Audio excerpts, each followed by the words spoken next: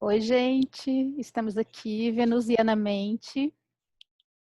Para quem sabe o que a gente está falando, legal. Para quem não sabe, assistam os outros episódios. Estamos fazendo as sete forças, os sete dragões da escrita, né? Que tem a ver com sete astros, 7 dias da semana, 7 cores. O 7 está em todo lado, né? Um número mágico. Então, não por acaso estamos nos ancorando nessa sabedoria para falar de 7 aspectos de processos de escrita. Então, a cada encontro a gente alterna. Falando sobre o processo de escrita, como essa força influencia no nosso processo, e aí depois a gente fala dessa mesma força, falando sobre narrativas e personagens que tem a ver com essa energia, com essa frequência. E aí a de hoje rende muita história, que é Vênus. Então, no encontro passado a gente falou de como Vênus influencia no nosso dia a dia como escritoras, como escritores, né? Tem a ver com a questão da autoestima, né? Com você se dar o valor, não ficar buscando aprovação, né? Entender também, gostar do que você faz, buscar essa aprovação interna, não ficar se fiando só no que os outros vão pensar, né? Não querer ser aceito no clube, uma série de questões aí que são aí a sombra, né? Lembrando que a dualidade é nossa, né? Vênus é Vênus, é só amor. A gente aqui bagunça aqui na dualidade humana, mas é isso que a gente está vendo. Afinal, todas as histórias são sobre nós, né? E as questões humanas, e essa rende muito. E eu quero começar hoje fazendo um prólogozinho, falando sobre a questão da beleza. Né? Porque somos mulheres, porque estamos aqui lindas, maquiadas, e porque a gente gosta, porque a gente acha divertido, isso que a gente está fazendo como diversão, né? Mas eu estava até ouvindo um podcast ontem de umas amigas que eu indico, que é o Calma Gente Horrível, e estavam falando justo sobre o mito da beleza, da Naomi Wolf. Não sei se você conhece esse livro, Sabine. Fala sobre essa Conheço. questão, né, da construção da beleza. Aí a gente está falando de Vênus, especialmente no campo do feminino, né, das mulheres. Os homens também ressentem, né, também passam por isso, mas não assim, nem passa perto do que a gente passa como mulher. E essa comparação de Vênus com a beleza, né, e o mito, né, do que é o belo, do que é o feminino, isso tudo é uma construção cultural. Né? Isso, às vezes, é uma construção cultural de muita imposição, quer dizer, sempre é, né? Então, eu queria fazer essa ressalva aqui, porque isso não tem a ver com Vênus, isso é o que fizeram com Vênus.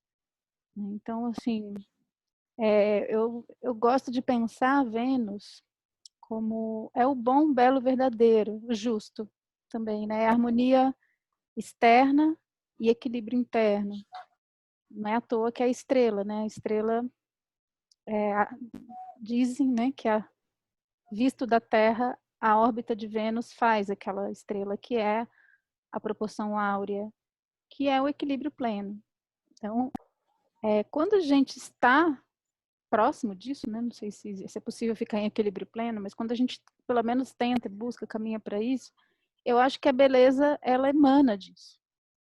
Né? Então, qualquer coisa que venha a ser expressa a partir desse estado é a manifestação da beleza, não por uma construção cultural, mas porque é o que sai naquele momento. Né? E toda a questão do negativo, né, da sombra que vem a partir de Vênus, vem quando isso é colocado fora, quando não sai de dentro, vem como um padrão ou vem como um medo de não pertencer a um padrão.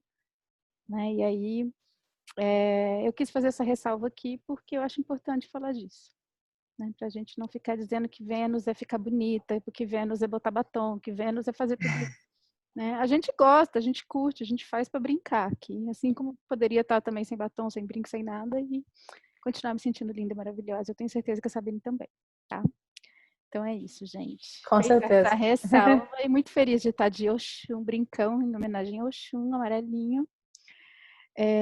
A gente tem tanta coisa para falar que eu acho que não vai caber. Talvez caiba hoje, talvez a gente tenha que abrir uma outra conversa. Como a gente não prepara roteiro, a gente só prepara mais ou menos o que a gente vai falar e deixa a conversa fluir. A gente só vai saber no final, né? Se vão ser 2 ou 1 para falar de narrativas e personagens. Então, como eu fiz esse prólogo aqui, falando do que fizeram com Vênus, do que fizeram com essa questão da beleza, né? E isso muito ligado à sombra do feminino, né? Tem muitas narrativas também que têm a ver com Vênus, Vênus reverso, né? Vênus ao contrário, em relação a personagens masculinos, mas até esse é um outro preconceito, né? De associar Vênus ao feminino, exclusivamente ao feminino. Apesar da característica muitas características são yin, né, que tem a ver com a justiça, tem a ver com a beleza, isso tudo está associado realmente ao feminino, mas não necessariamente à mulher. Então, a primeira história que eu quero trazer, a primeira personagem, acho que é uma história que todo mundo conhece, que é a Branca de Neve. E eu quis trazer a Branca de Neve por causa do espelho, né, a questão do espelho, porque inclusive o símbolo de Vênus é um espelho, né? Tem o espelho de Vênus. E a questão do espelho como esse desequilíbrio mesmo da imagem de si projetada em alguém, né? Em uma entidade externa que vai dizer para você o seu valor, né? E a rainha adora essa personagem, né? E claro que fica muito marcado para mim é o desenho da Disney. E o desenho da Disney é ótimo, porque elas são muito afetadas, né? A Branca de Neve foi uma das primeiras animações que fizeram, então assim, a quantidade de movimentos, a Branca de Neve na floresta é uma coisa assim, né? De 1001 movimentos, ela também é meio diva, né? A Branca de Neve, agora a rainha é a diva das divas.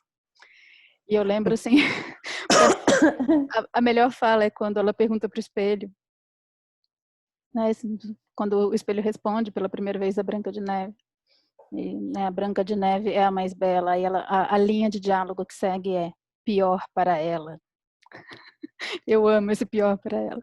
Então, assim, vem junto toda a questão aí da competição também, né, da competitividade feminina, que é uma coisa que também foi super estimulado, que vem dessas mesmas crenças. Mas tem uma questão aí que é essa dor, né, quando a gente olha para a vilã, a gente coloca muito nesse lugar maniqueísta, né, da bruxa e tal.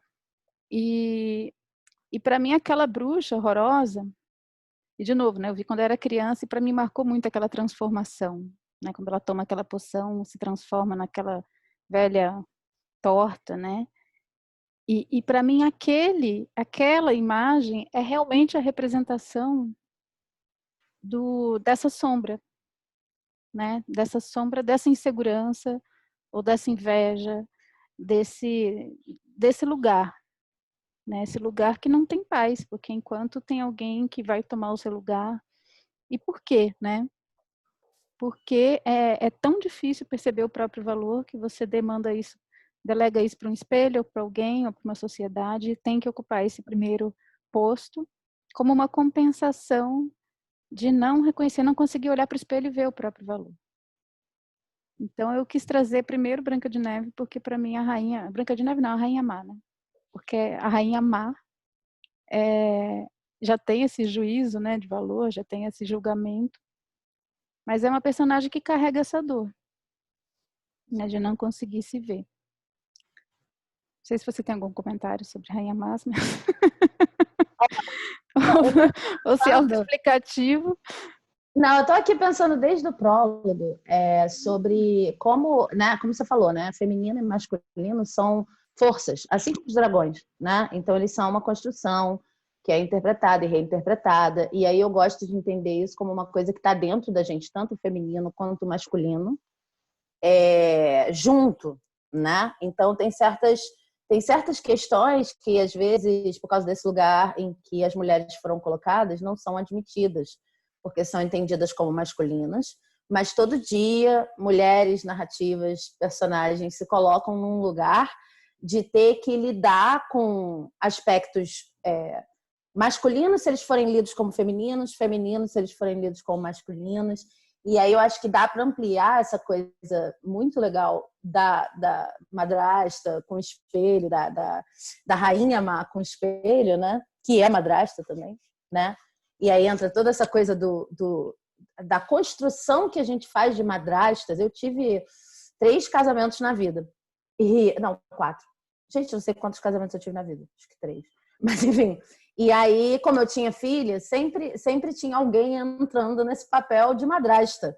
E eu lembro que era uma coisa que a gente vê em todas as histórias e a gente vê muito caracterizado como o espaço da pessoa que não vai conseguir ser tão bela, nesse sentido mais amplo que a gente está falando, quanto a mãe, né? Uma visão de mãe também muito associada. E aí eu fico pensando que se a gente expande isso e pensa sobre essa sombra, a gente pode incluir todas as madrastas na sua construção mais tradicional, né? A gente pode incluir, por exemplo, outros tipos de mulheridades, né? Por exemplo, a mulheridade negra, que aí você vai ver várias obras, mas assim, um número extensíssimo de obras, inclusive poesia.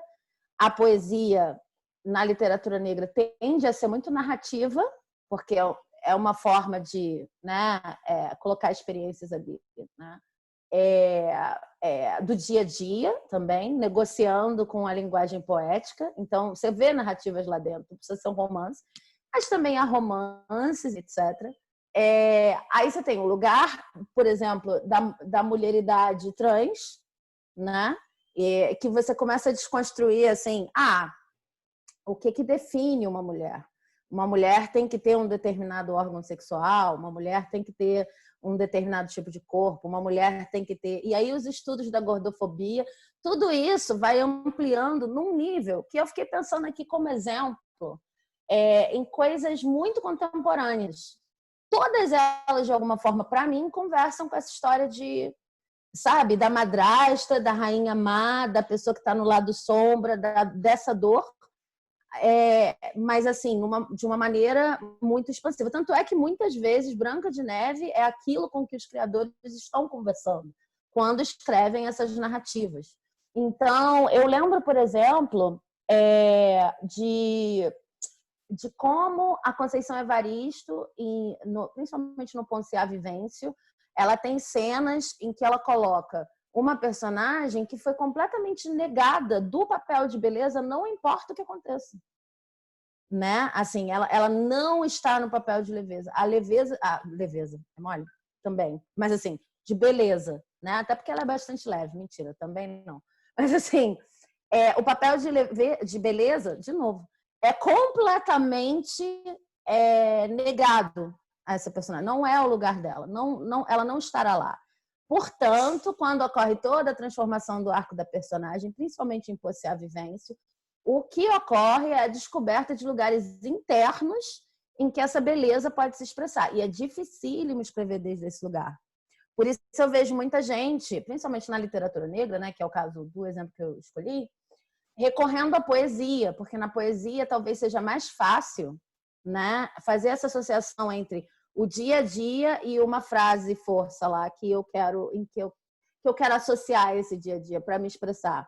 Eu lembro de, por exemplo, as personagens de Pretamorfose, da Tati Vilela, que é um livro super recente, que eu não editei, mas eu tive a honra de publicar na Editora Nua. É toda uma construção de, peraí, o que significa ser preta? O que significa ser mulher? O que significa... O nome já diz, não preciso nem explicar, né? Assim como você falou assim, madrasta, entendemos, né? Então, tipo, Pretamorfose, entendemos. E aí foi muito interessante que hoje eu já vejo mais possível, eu já vejo mais exemplos desse lugar de construção de beleza saindo da comunidade e se expandindo para chegar a comunidades de fora, chegar a outros âmbitos, a outras pessoas. Eu vejo as artistas muito preocupadas com sistematizarem numa palavra como essa, pretamorfose, facilmente compreensível por pessoas que, de repente, nunca pararam para pensar na realidade negra. Aliás, é genial, né? Trabalhar muito... É genial. E trabalhar muito com a imagem. A campanha dela foi toda feita a partir de fotos colaborativas com amigos, com amigas, né? Não todas mulheres. Com amigas e tal, que representavam para elas o que era a pretamorfose delas, né? Então, mesmo esse sendo um exemplo muito pontual, o que eu vejo é esse movimento em vários livros já da literatura contemporânea, ao mesmo tempo que é uma recusa do papel da Branca de Neve, porque é uma necessidade e uma vontade de se construir num lugar completamente diferente, é uma abordagem diferente da dor da madrasta. Tem várias mulheridades que são madrastas e sombra desde que nasceram. O lugar da beleza não pertence a elas. Eu lembro de também Pés na Terra e Cabeça na Lua, que tem cenas inteiras, apesar de ser poesia, e é muito baseado, até porque a autora, Jéssica Ferreira, ela é uma autora que vem dos coletivos, vem dos... Eu esqueci o nome, não é slam, vem dos saraus de microfone aberto, é sarau de microfone aberto.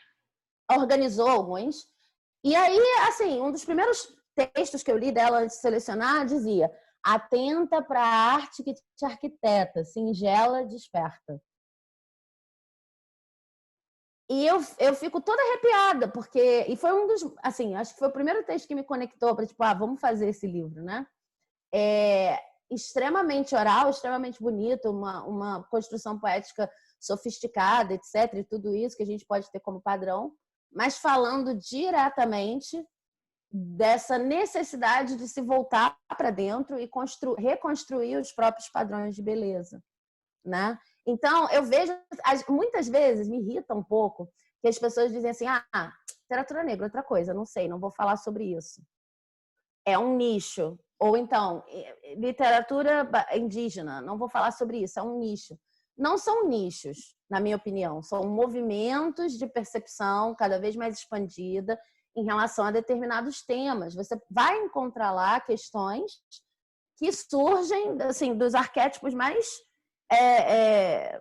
sei lá, primevos, tipo Vênus, entendeu? Assim como você vai encontrar um retrato de Dorian Gray, que é o cara que tem um espelho, e isso é bem ocidental, e bem branco, e bem mainstream, não sei o quê. Você vai encontrar o cara que tem um espelho, e que, na verdade, eu vou dar spoiler, mas assim, vai ler um livro, tomara que não. mas assim, você tem um cara que tem um espelho, ele também representando ali uma mulheridade, né? Escrito pelo Oscar Wilde, escrito por um autor gay, que naquela época não ia fazer campanha, sabe? Tipo, All Lives Matter, mas ele tinha aquilo na literatura dele. E aí ele escreve sobre um artista que faz coisas horrorosas no dia a dia, para resumir de um jeito tosco. Tem atitudes morais duvidosas, mas principalmente está completamente fora de contato consigo mesmo. E aí, o retrato, que é um tipo de espelho, nessa metáfora aqui que a gente está conversando, o retrato vai ficando envelhecido e feio e horroroso e desgastado e etc., escondido num sótão, no porão, não lembro. Mas a própria imagem dele não sofre nenhum tipo de alteração, né? Então, ele se constrói dessa maneira. É meio como se ele tivesse ganhado um passe livre para se construir do jeito que ele quisesse, porque não vai aparecer para os outros. Então, o tempo todo, o livro está falando: olha, não aparece para os outros, mas está dentro de você. Está falando de um tipo de beleza e está relacionando a beleza, porque é um retrato. Está falando de um tipo de beleza que depende de uma conexão muito profunda consigo mesmo. Então, você tem isso no retrato de Dorian Gray, mas você também tem isso em outras narrativas poéticas ou não. Você tem isso na Conceição Evaristo. Tudo isso, para mim, está falando do mesmo tipo de dor. É a dor de não pertencer a um determinado lugar de beleza, a uma determinada construção de beleza. Mas tem uma coisa aí voltando para a história da Branca de Neve, porque mesmo quando você pertence, né? A rainha, ela estava no trono, ela era a mais bela. Existe esse medo constante de que esse lugar vai ser deposto, né? Então, assim, ainda que você esteja ali no topo do topo do topo do topo, sabe-se que esse é um lugar que você pode perder, porque todo mundo envelhece, né? E esse tipo de beleza é um lugar que gera a sua própria contradição, né? Tipo, não dá para manter essa terra. É impossível. Então, assim, esse é um aprisionamento mesmo, né? Eu sempre chamo esse dragão de dragão das correntes. E é muito legal tá chamando. Eu já dei esse curso várias vezes, né? E eu sempre levo para um outro lugar que tem a ver com as paixões. Eu vou falar disso aqui também. Mas é a primeira vez que eu estou olhando para esse dragão, para Vênus, a partir dessa perspectiva, né? Da imagem de si mesmo, e do espelho, e da vaidade, e do aprisionamento nesse lugar de ter que ocupar o topo, né? Tem um filme que eu amo, que faz isso, tem isso como mote, que é o Pequena Miss Sunshine. Eu nem acho que esse é um filme venusiano, ele fala de muitas coisas, né? Ele é um filme mais complexo.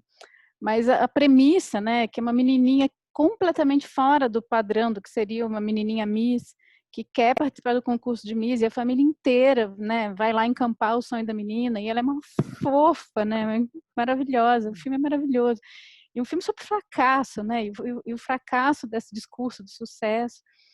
Então, assim, e a falácia disso, né, de ter esse padrão, de ter que...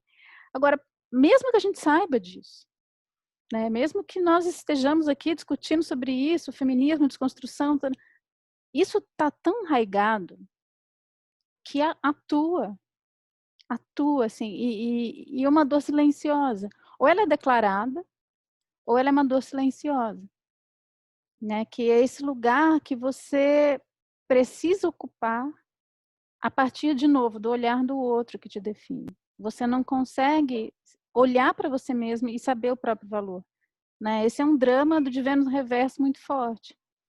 Eu trago aqui uma outra história que também chama Espelho, né? Que eu amo esse conto do Machado de Assis, que aí é um homem, né? Personagem masculino, que aí é isso, para a mulher isso é levado para a questão do físico mesmo, do corpo. E depois eu até quero voltar para isso, porque acho que o assunto não se esgotou, não. Né? Que aí é um grande drama, e um drama que isso tem validade, né? Tem prazo de validade. Para o homem, isso está muito colocado em cima dos cargos, da carreira, né? Do prestígio. O homem, claro, tem as questões com o corpo, mas não é tão forte. A questão ali é mais o prestígio. Mas tem a ver com a questão do valor, do alto valor. E esse personagem é isso. Ele está num... Ele acaba de ser condecorado como alferes, né? E a família fica todo mundo sentindo aquilo como uma importância muito grande, todo mundo começa a tratar ele com muita mesura e diferente de como tratava antes, porque ele tem esse título. E aí ele vai para uma casa, uma fazenda, agora não lembro se uma casa de campo, ele vai para um lugar afastado, visitar uma parente, ela precisa sair para uma emergência, pede para que ele fique ali tomando conta, e ele fica. Só que aí ele vai ficando sozinho. É muito contemporâneo, né? Tem tudo a ver com esse ano. Ele fica sozinho, aí as pessoas vão saindo, tem escravos, né? Na fazenda, os escravos aproveitam para fugir, e ele começa a ficar desesperado, porque ele está ali sozinho, e ele começa a olhar para o espelho, e ele vê que ele não tem foco. Ele não consegue se ver mais em foco. E ele começa a ficar desesperado, porque ele já não sabe mais quem ele é, porque não tem mais aquela multidão de pessoas dizendo para ele, ó, seu Alferes, ó, maravilhoso, ó, né? E aí ele, vou ter que dar um spoiler, mas tudo bem, gente. Ele sai correndo, veste a farda, e aí ele consegue olhar para o espelho e se reconhecer, né? Então ele precisou desse, de novo, o espelho dando feedback de quem você é. E eu acho esse conto maravilhoso. E esse ano, nessa quarentena, né, nesse isolamento, eu vi muita gente passando por isso, porque não estava podendo ocupar os lugares de destaque, ou seja lá onde for, né? Você fica numa esfera mais doméstica, mais íntima, e aí você não consegue se reconhecer com você mesmo, sem a validação do espelho, né? Então, independente de qual seja o valor colocado fora, né? Seja um posto, um título, uma ação, né? Um lugar que você desfila ali com cargo de poder, um corpo, uma condição, é o valor posto fora. E a gente o tempo todo tendo que correr atrás disso. Né? E para mim, Vênus é um dos maiores motores do capitalismo, porque é isso o tempo todo, para que você se reconheça, se ame, o seu amor próprio está condicionado a você se validar por isso. E eu afirmo, assim, por mais que a gente fale aqui, a gente está aqui nesse papo, a gente é atingido por isso, com mais ou menos consciência, né? Num dia que a gente está mais dormindo, babando, a gente é mais atingido por isso, né? No dia que a gente está um pouco mais desperto, a gente fala, oh, meu Deus, olha só que bobagem, né? Consegue se sentir um pouco melhor. Mas isso assim, é um ruído constante que não silencia, né? Esse lugar da fala do espelho, né? Eu falo que o grande vilão da Branca de Neve não é a rainha, é o espelho. E o poder que ela dá para o espelho. Né? Então, para mim, o oposto do amor próprio é quando você dá um poder para qualquer coisa que esteja fora. Né? E o espelho, para mim, é o grande símbolo disso. E é interessante que essas duas histórias trazem, né, esse espelho como um validador oficial, né? E uma vida que fica completamente fora, né? Eu não gosto da palavra empoderado, mas é isso, o poder está completamente fora. Então, isso é o reverso de Vênus, porque para mim, Vênus mesmo, é quando você consegue, nesse equilíbrio, né, se amar tanto, reconhecer tanto o próprio valor, que isso transborda. Aí é o contrário, né? Ao invés de você querer que as outras pessoas te deem esse amor e te validem, porque a validação não deixa de ser uma forma de também querer ser amado, né? Curtido, o coração, o biscoitinho. Esse amor próprio, ele tira a necessidade disso, né? Sim. Então a gente tem muito a aprender com Vênus. Eu sinto que a gente vive numa narrativa completamente anti-venusiana. Né? Aparentemente tem muito, né? Porque está associada a essa questão da beleza, da vaidade, culto ao corpo. Mas isso para mim é o anti-Vênus, é o oposto de Vênus. É o fake. A gente fala muito de guerra de narrativas hoje em dia, né? E aí, nesse sentido, as narrativas mais venusianas, tanto se você for olhar na rede social os seus amigos, né, os seus colegas, quanto na literatura, nas artes, no cinema, seja lá onde for, as narrativas venusianas, nesse sentido que você está colocando, estão sendo utilizadas como um contra-ataque, muitas vezes. Então, você vê que as pessoas estão se apropriando não só de Branca de Neve, e a grande indústria tem que correr atrás, né? Porque aí tem que fazer uma malévola ambígua, porque ninguém mais cai no nível de inocência da narrativa original. As buscas já são outras, e eu acho que essa sombra já é mais discutida agora, embora ela seja muito forte.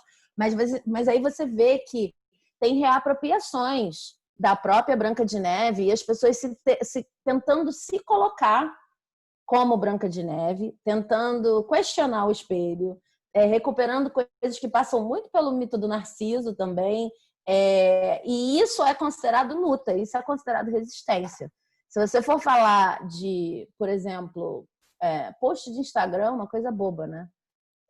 Que não tem nada de bobo, na verdade, mas assim, uma coisa que aparentemente você fala, a gente passou por essa pandemia e durante a pandemia muitos artistas tiveram que aprender na marra o que significava trabalhar com as redes sociais para ainda assim levar a sua mensagem.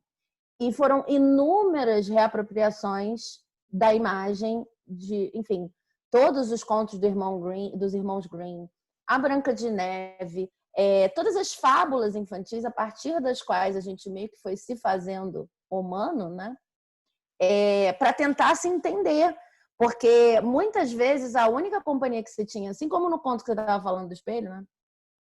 A única companhia que se tinha nessa pandemia era a companhia das redes sociais, né?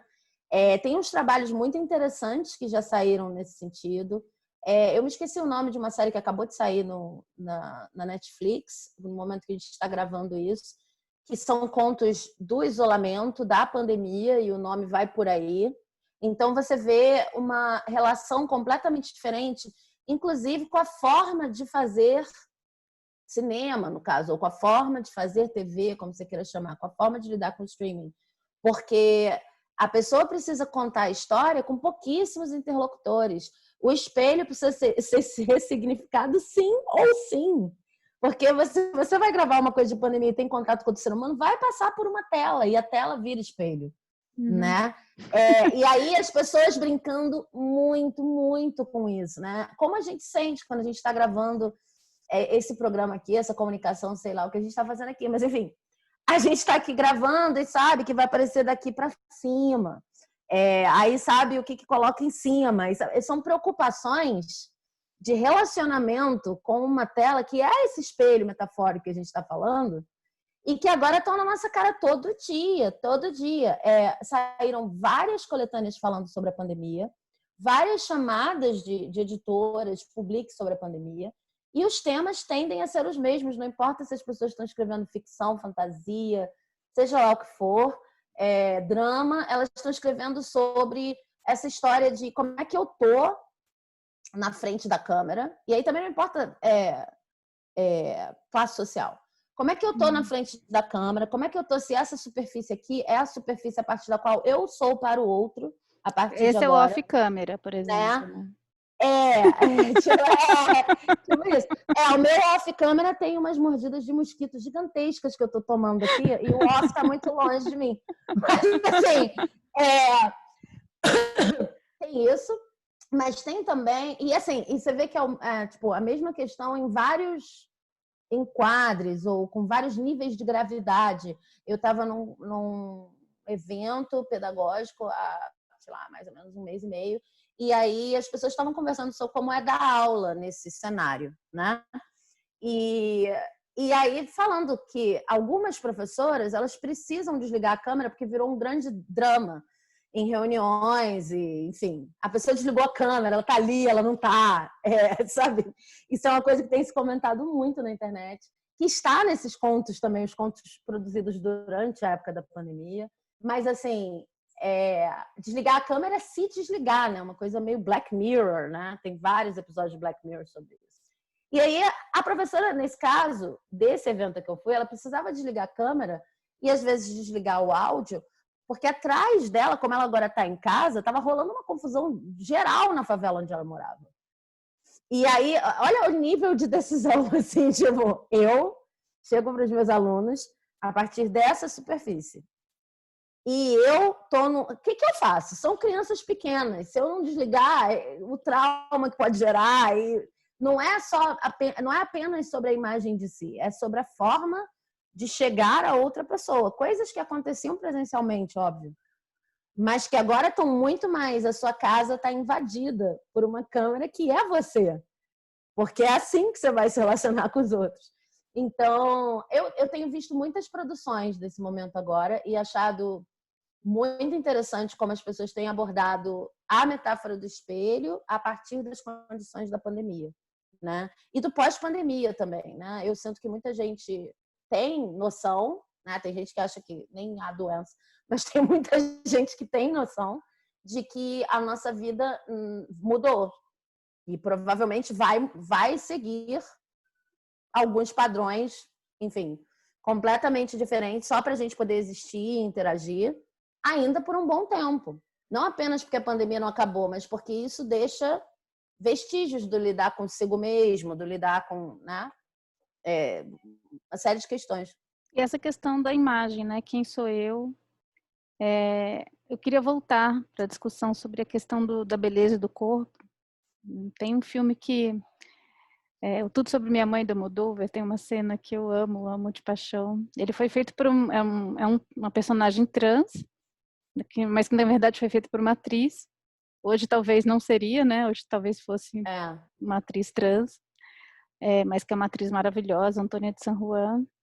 E é aquele monólogo, né? Não sei se quem viu o filme, enfim, contar a história inteira, mas ela está ajudando no backstage de uma peça. E aí a atriz principal, que é uma diva, né, teve um problema lá de uma overdose, eu não lembro o que aconteceu, se bebeu muito.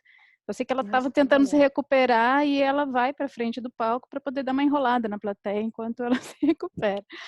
E aí ela começa a falar que ela é uma pessoa muito autêntica, né, e começa a falar tudo que ela já fez de transformação, de prótese, de, né, todas as mil interferências.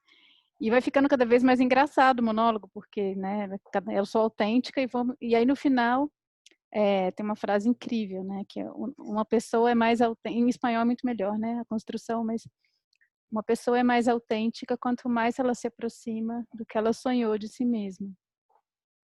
Né, essa frase, e aí, assim, já era aquele arrebato, né, que é uma coisa... É uma conclusão maravilhosa, um texto lindo, e que traz também essa reflexão da interferência no corpo, a partir de onde né, que você, a partir de onde você escolhe o corpo que você quer ter, né, a partir, de novo, de algo interno que pulsa e que precisa transbordar, né, seja num corpo, seja numa aparência, numa expressão de gênero, ou a partir de uma imposição social, uma imposição cultural, que tem as suas razões, né? E até que ponto o gosto também não é influenciado, o que eu quero de mim, até que ponto isso também não é influenciado pelo que vem de fora, né? Então, claro que essa aqui não é só uma discussão de narrativa, mas ela vai diretamente, eu vejo isso reverberar muito nas construções de personagem, né? Então, eu estava discutindo com uma amiga um projeto que eu estou fazendo consultoria literária que passa pelas questões de gordofobia e porque, né, tem uma discussão gordofóbica ali, de um pânico mesmo de engordar, mas aí não é gordofobia para os outros, é em relação a si mesmo. E a gente estava dando volta em cima disso, né? Por que que existe esse terror em relação a esse engordar, a esse, né? E é uma pessoa que não é, está longe de ser uma pessoa considerada gorda, mas tem essa questão.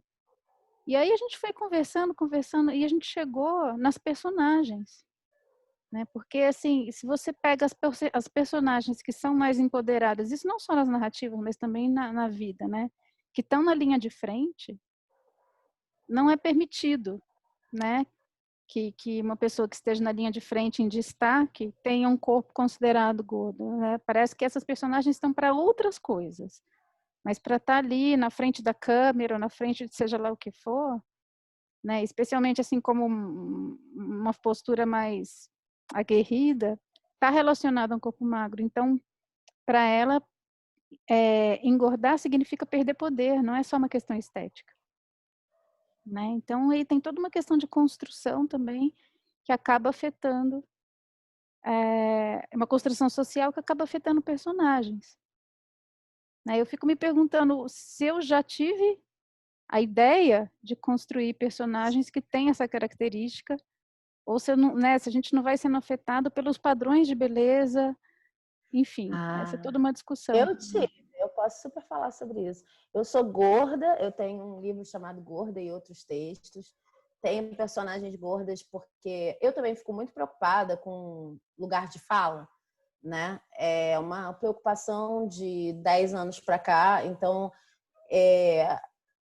do início, quando eu comecei a escrever, eu pensava muito em o que eu achava que era um livro bacana, uma poesia bacana, não sei o que, eram muitos modelos externos, era uma Vênus muito sombra, né?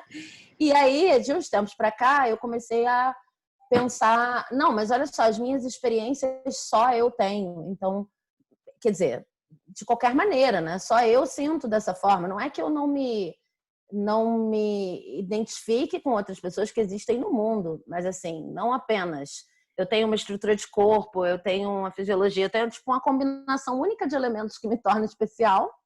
E aí, obviamente, se eu falar desse lugar, sem esquecer o outro, eu acho que eu abro possibilidades de outras pessoas também se colocarem, né? Que é uma coisa que eu vejo muito como o poder da escrita, da leitura e de uma escrita feita nesse sentido.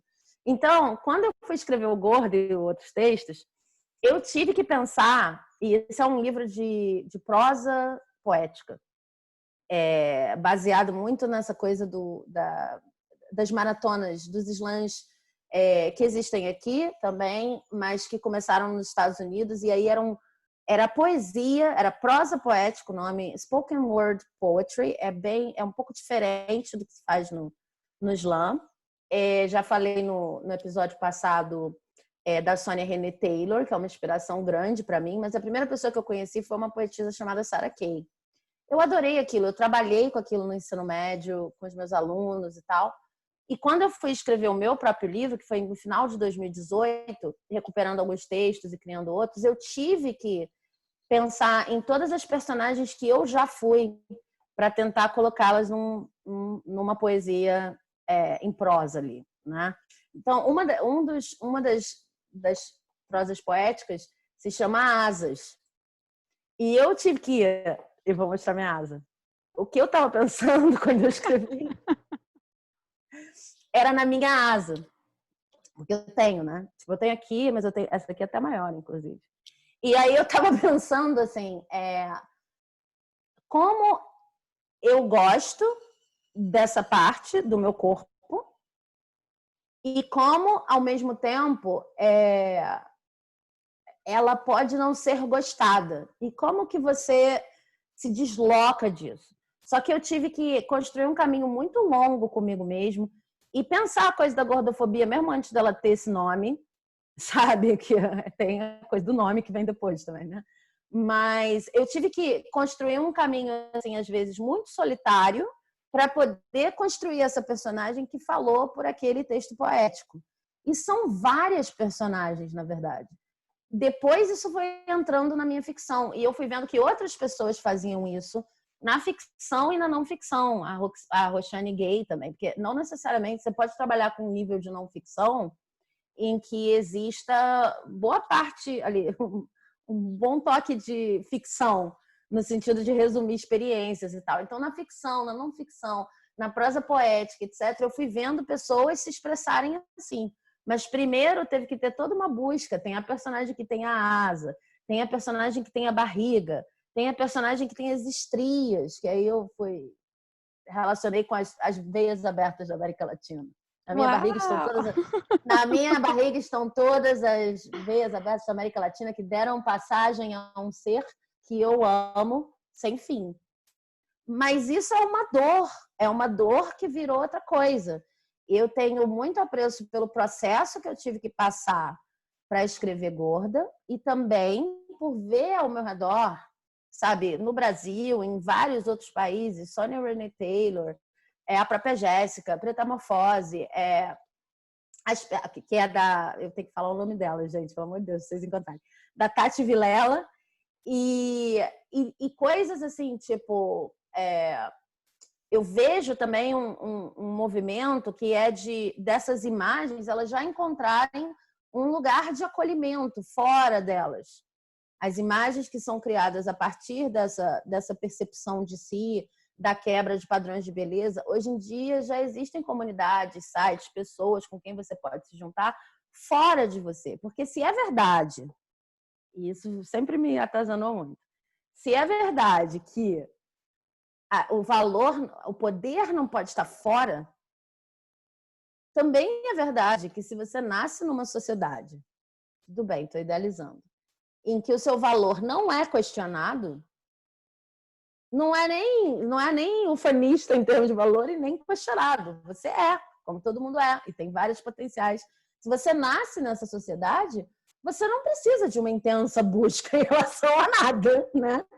Então, eu gosto muito dessas narrativas que estão atacando a narrativa hegemônica, que é super Sombra de Vênus, né? É super... E eu gosto muito que você tenha trazido essa história da gente... Por exemplo, para dar um exemplo de personagem, já que a gente gosta de fazer muito isso, né, no segundo vídeo, né, das forças, eu lembro muito da Nola Darling, que é a personagem da DeWanda Wise numa série do Spike Lee, que se chama She's Gotta Have It, que surgiu de um filme do Spike Lee, que tem a mesma personagem. Virou série da Netflix.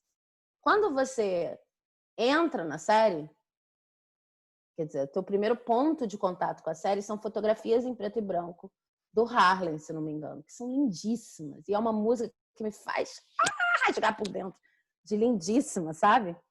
E toda a cenografia, principalmente nessa versão nova que é a série, toda a cenografia, tudo é muito cuidado. Está falando da vida de uma artista, pintora, né, que mora num estúdio, apartamento estúdio, tem dificuldades, ainda precisa da ajuda dos pais, muitas vezes, mas está lá tentando ganhar premiação, está lá tentando ganhar seu pão, seu dia a dia, etc. E um mote que ela quer ser completamente livre sexualmente. Então, ela quer ter experiências sexuais, ela quer ter relacionamentos, etc.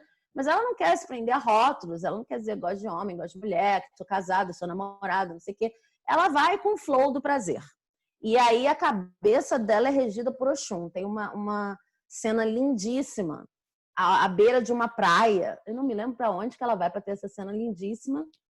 Não sei se é o Caribe, mas é num dos momentos da série, da segunda temporada. E aí Oxum aparece para ela, saindo de uma parede. Essa cena virou meme. As pessoas falaram demais dessa cena. Eu não vi essa assim, série ainda, tô na fila. Olha, veja que é maravilhosa.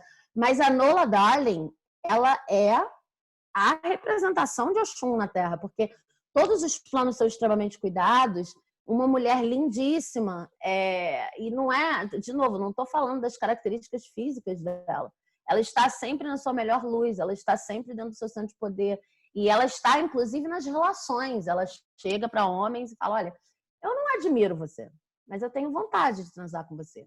Então, depois que isso acabar, você vai embora. Se você quiser que seja assim. Ela é extremamente assim. Mas é uma mulher que está, ao mesmo tempo, esse mundo que não é propício a mulheres assim, né? Ela é uma mulher negra, mas enfim. Além disso, todas as questões que ela coloca, que são antipatriarcais, e ela é artista, e ela quer ser independente, não sei o quê. Esse mundo que não é propício, ele não chega a influenciar a estética da série, isso que eu acho muito legal. Tipo assim, tem um lugar aqui que é nosso, tá tudo dominado. Nem em termos de plano, nem em termos de roteiro, ela não está enfraquecida por causa de uma coisa e outra, não sei o quê. Mas o mundo da realidade hegemônica, né, para não dizer mundo real, ele aparece na série o tempo todo. As porradas que ela leva aparecem na série o tempo todo. Então, essa série, para mim, traz uma esperança. Ela é amplamente venusiana no sentido bom da palavra, porque às vezes você vê algumas proposições que são vamos recuperar um outro sentido de beleza na narrativa e na construção de personagem. Mas você sai dali inspirada e a inspiração um dia acaba, né? Tipo, vou ter que voltar para mais uma dose, porque o mundo não é assim, não está respeitando isso. No caso dessa série, eu acho muito interessante que como as duas coisas aparecem, você sai com ideias práticas de como lidar com aquilo. Não aparece só assim, não é só o mundo de quando isso for possível. É o mundo em que isso está sendo possível agora, dentro dessa realidade, que é pouquíssimo venusiana. Eu tirei várias dicas práticas da série. Nossa, já me convenceu. Eu vou botar na frente da minha lista. Você não sai da série só. Eu vi muita coisa na vida para me sentir bem, em termos de autoimagem. E em termos do que eu faço com o meu corpo e com o meu dia a dia. Muita coisa eu assisti assim na vida. Mas a Sonya Renee Taylor e essa série do Spike Lee são os lugares em que eu sinto que eu não saio só revendo a minha beleza ou acreditando que eu tenho a beleza. Não é uma coisa que vem e aí, sabe, meio que dopamina temporária. Não.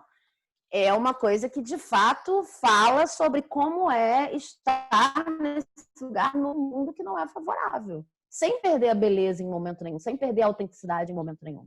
Então, acho muito especial em termos de narrativa venusiana. E é isso, eu sempre gosto de falar disso, né? Eu falo disso em todos os planetas, assim. Para mim, é um critério meu. Eu acho muito legal quando você está contando uma narrativa venusiana e o seu cuidado com as palavras, se for um texto escrito, ou o seu cuidado com enquadramento, com cenário, com não sei o quê, é venusiano. Tipo, você achou uma linguagem estética aproximada do tema. Às vezes, tem efeitos legais contrários, né? Você pode ser super, enfim, marciano, contando um enredo venusiano, mas a partir de um olhar, né?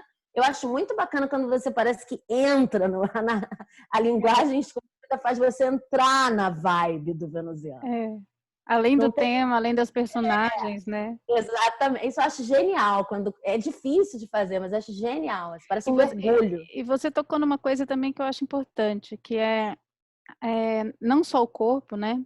Quais são os padrões de beleza relacionados ao corpo feminino, especialmente também o homem, mas qual é o comportamento?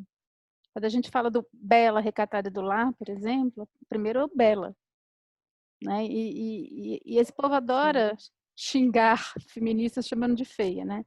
Então, assim, feia é ótimo, né? Você é feia. E aí, tem uma coisa que o que é considerado belo, não só na estética, mas também no comportamento, né? Nas escolhas, na moral. Então, a feminista é chamada de é só um adendo. A feminista é chamada de feia e a lésbica é chamada de feia também, mas assim, tipo, você é lésbica porque você não é feio o suficiente para agarrar um homem. Tem muitas questões morais envolvidas nisso, tá? não é feia o suficiente para agarrar um homem? E Não, desculpa, falei errado. Você é feia, não é bonita o suficiente para agarrar um homem. Por isso que você é lésbica. Não tem portanto, nada a ver com claro, a sua sexualidade. esses sofismas Tipo uma contemporâneos. opção B, que também acontece com a gorda. É tipo, Sim. você ficou com... porque você não tinha como agarrar. É isso, basicamente. E na mesma linha, né? Personagens que não só Sou eu. desafiam o padrão estético, mas também o padrão de comportamento, né? E também, de novo, precisa de muita autoestima, de muita convicção para você fazer isso. Também, não me vem nenhum exemplo agora. Toquei no assunto, te vem algum exemplo? Não preparei nada sobre isso. Olha, eu já estava pensando em falar sobre Mrs. Dalloway, né? E Mrs. Dalloway não é exatamente uma personagem que desafia padrões. O filme que foi feito a partir do Mrs. Dalloway, da Virginia Woolf, que é o As Horas, aí você tem o desafio de padrões bem claro, né, a partir das mulheres. Mas a gente pode até voltar nisso. Mas só para falar do Mrs. Dalloway, é um pouco a sombra desse comportamento, se a gente pode dizer assim. Porque é genial essa estratégia de você ter 324 páginas, 420 páginas, dependendo da edição do livro, em que tem uma mulher vivendo um dia e praticamente é isso, livro, mostrando pra gente todas as vezes em que ela quis desafiar comportamentos ou todas as estratégias que ela usa para desafiar comportamentos. Na encolha, sem ofender o marido, sem ofender a sociedade, não sei o quê. E o fluxo de consciência que é usado como técnica nesse livro permite a gente ver todos os não ditos daquele dia, tudo que está acontecendo só na cabeça da mulher. Então, eu não diria que Mrs. Dalloway, a personagem, chega a desafiar o comportamento, mas ela é um lembrete constante de como a gente tem vontade o tempo todo de desafiar o comportamento. Então, ela traz esse tema. Aí, ela está no estágio anterior, né? Ela está no estágio anterior. Tá na portinha ali, tá na portinha ali. Tá acumulando potência para romper, né? Porque o drama é justo quando você fala das palavras não ditas. Esse não dizer, né? Essa dificuldade de se colocar pela não validação é impressionante. Realmente é muito dramático. É Por muito que a gente não diz algumas dramático. coisas, né? E assim, engraçado. Você pode não dizer por ser um segredo, pode não dizer. Agora eu vou esquecer o nome. Peraí, deu uma travada. Deu um curto-circuito aqui, deu uma travadinha. Continua aí. Continua aí. Não, eu estava pensando muito sobre isso, né? Também sobre a fala recolhida, sobre o que não é dito, os porquês de não se dizer alguma coisa, ou porque é um segredo, né? Ou porque é o proibido. Mas tem também um porquê de não dizer, por já se saber que é uma palavra que não vai ser escutada, né? Ou reprimida. Mas tem, assim, a repressão é o que a gente está mais acostumado. A repressão né, a culpa e tudo que vem, mas tem uma outra forma aí de violência, que é essa não validação, a não escuta mesmo, né? Então, muita coisa é silenciada porque não tem lugar de escuta. Para quem vai ser dito aquilo? Né? E aí a gente vê... É bem mais fácil você achar, inclusive, uma narrativa e uma personagem contemporânea no cinemão ou nas séries que se represa nesse lugar do que uma que rompe padrão. Porque quando a gente fala dos heróis que a gente já falou em outros planetas, daquela coisa mais clássica do herói de ação, né? Ele geralmente está representando uma narrativa, como é que se diz? Hegemônica. Né? Uma coisa de... Ele está seguindo, ele só está tendo coragem de seguir o que outros já seguiram antes. Isso é mais fácil de achar. Mas essa coisa, esse lugar dessas mulheridades, né, que a gente está falando, de onde é que eu tiro a coragem para ser uma coisa que não existe no mundo? Não é como é que essa frase é ótima. Não é de onde eu tiro a coragem para seguir passos que não foram permitidos para mim. Nossa, vou até anotar aqui. De onde eu tiro a coragem? De onde eu tiro a coragem para ser uma coisa que não existe no mundo? É isso, né? E como é que depois eu faço a manutenção disso para não virar uma coisa que existe no mundo? Tem um pouco de Derrida aí, essa coisa do acontecimento, né?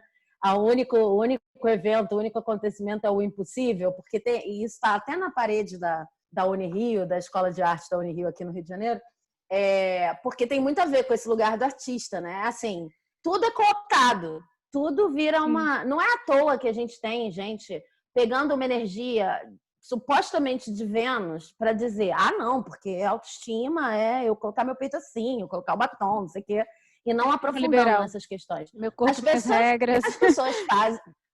As pessoas fazem isso e tipo, por exemplo, tornam superficial essa coisa do hashtag meu corpo, minhas regras, porque se for parar para pensar, é um negócio legal, mas assim, viram uma série de coisas superficiais porque a gente não consegue viver sem esse lugar. Então, a gente vive num simulacro desse lugar.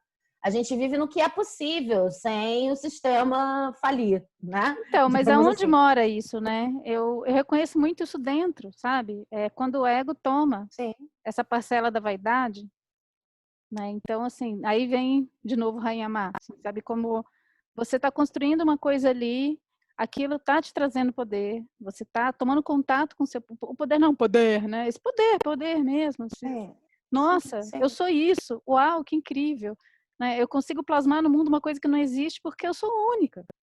Né? E você começa a se reconhecer e se transbordar, e daí a pouco vem o egão, né? Falando assim, olha que legal isso que você está fazendo, vou mostrar isso aí para o mundo, mas vamos fazer assim, assim, assim, né? E aí para mim tem um ícone disso, eu quero trazê-la aqui, porque que é a Carmen Miranda. Né? Aí vamos começar a trazer um pouco das divas decadentes, né? Ou as divas, enfim, o drama das divas que se suicidam, que se matam, que morrem, ou que vão até o fim da vida, mas se sentindo um lixo, né? Eu acho de Marilyn. Marilyn. Eu acho de Marilyn. Segura Marilyn. Eu preciso falar da Marilyn. Eu estava assistindo anteontem.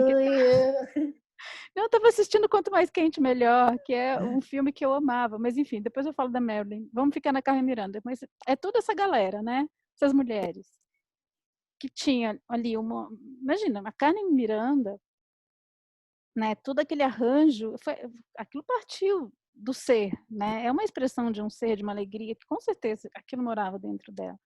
De repente, aquilo se manifestou ali, naquele figurino, naquela expressão, só que, e aí, entendeu? Você vai passar a vida inteira carregando banana na cabeça? Né? Aquilo era um momento. Sim. Eu acho que esse é um exemplo disso que você estava falando. A pessoa vem, assim, tá longe de romper um padrão, né? Tava ali dentro do show, enfim, de toda uma... Mas tinha ali uma expressão de uma autenticidade, de uma alegria, né? De uma vivacidade. E, de repente, aquilo é congelado numa personagem. E depois tem um documentário que eu adoro, que é o Banana is My Business, que fala dessa trajetória. Eu não li a biografia dela, né? Mas o documentário mostra isso. Que depois ela vai vivendo a base de eletrochoque para conseguir sustentar. Por quê? Porque o ser dela já não estava mais conectado com aquilo. Só que aí eram empresários, e empresário misturado com marido, né? Toda aquela confusão que sempre acontece. E a pessoa é enclausurada ali dentro daquela máscara, né? Como diz o Chico, acostumou na fantasia. A máscara gruda no rosto e não tem mais o que fazer. E aí o ser, a alma, fica aprisionada naquilo. E aí você vai ficando doente, né? Ela foi ficando doente. E o documentário mostra uma cena que é de arrepiar, porque ela teve uma parada respiratória no palco. Ela fez uma brincadeira, assim, tipo, oi, sabe? Não tem nada acontecendo. E ela morreu, acho que meses depois, ou dias depois. Quer dizer, ela já estava no pico do corvo. E você vê claramente essa contradição, né? De você não... E aí quem se apropria? Né? Todo mundo se apropriou. E um aspecto dela também se apropriou daquilo. E que cedeu aquilo. Porque também você precisa de muita força, né? Eu não acho que isso se consegue sozinha. E aí eu estou flexionando para o feminino mesmo, de novo, porque acho que as questões tocam muito mais a gente, né, as mulheres. Acho que as questões de Vênus masculino eu até gostaria de ouvir, assim, tem também, mas são outras, né. Acho que isso toca muita gente. Aí você estava falando da Marilyn também, né, que eu estava vendo Quanto Mais Quente Melhor, que é um filme, poxa, do Billy Wilder, né, que eu tinha uma memória de ser um para a época, um filme que, né, os caras se travestem de mulher, aí começam a passar por todos os perrengues que as mulheres passam, porque eles estão vestidos de mulher para tocar numa banda, que são 2 músicos que estão completamente ferrados, assim, e o único emprego que aparece é uma banda feminina, eles se vestem de mulher. E a Marilyn é a vocalista, né? Ela tá na banda e tem toda uma questão ali. Mas ainda assim, a única personagem que... E ela é boa, cara, sabe? Mas é o primeiro plano... No primeiro plano que aparece, claro, é um close, né? Um close iluminado, na estação de trem. O segundo plano é a bunda. Mas assim, é descarado. E é Billy Wilder, entendeu? Billy Wilder, pô, é um cara tá aqui, ok, assim. Mas é a bunda. Aí você fala assim, meu Deus. E é o que tem para Sim. hoje, entendeu? E não sei se mudou tanto, sabe? Hoje a gente tem, claro, várias outras narrativas, mas isso ainda segue, né? A gente tem esse tipo de coisa. Não, isso super segue. Super segue. A gente tem vários pesquisadores mesmo em análise do discurso, análise crítica do discurso, que passam a vida estudando o que se faz com as mulheres em cargos de poder, por exemplo, né? Assim, mulheres na política, etc. E os níveis diferentes de cobrança, né? E a gente não precisa nem entrar no debate político, mas a gente pode trazer o exemplo de Lula e Dilma, né? E aí, eu não gosto do Lula, não gosto da Dilma. Tá, não importa o motivo, não vamos falar sobre isso aqui, etc. Mas a cobrança em relação ao Lula é burro, não tem estudo, não sei o quê, ou se aproveitou, perdeu o dedo. Eu tô falando as coisas que eu já ouvi. Perdeu o dedo e aproveitou para nunca mais trabalhar, virou sindicalista, não sei o quê. E a cobrança em relação a Dilma era... Cara, chegaram a fazer um adesivo dela em que ela parecia de perna reganhada e, assim, o equivalente à vagina dela era o lugar onde a pessoa colocava a mangueira para colocar gasolina no carro. Então, tipo, metaforicamente, todo mundo que colocou esse adesivo estava estuprando a Dilma. Então, assim, cara, não existe posicionamento político que justifique isso. Isso não tem nada a ver com o PT, com não sei o quê, com o Potê. Isso é outra discussão, mas é o tratamento que as pessoas recebem. Olha, e recebem em todos os países. Agora, isso é anti-venusiano, assim, né?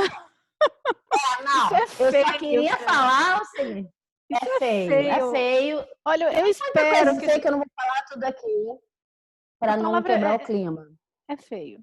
É muito feio. Não, mas a questão é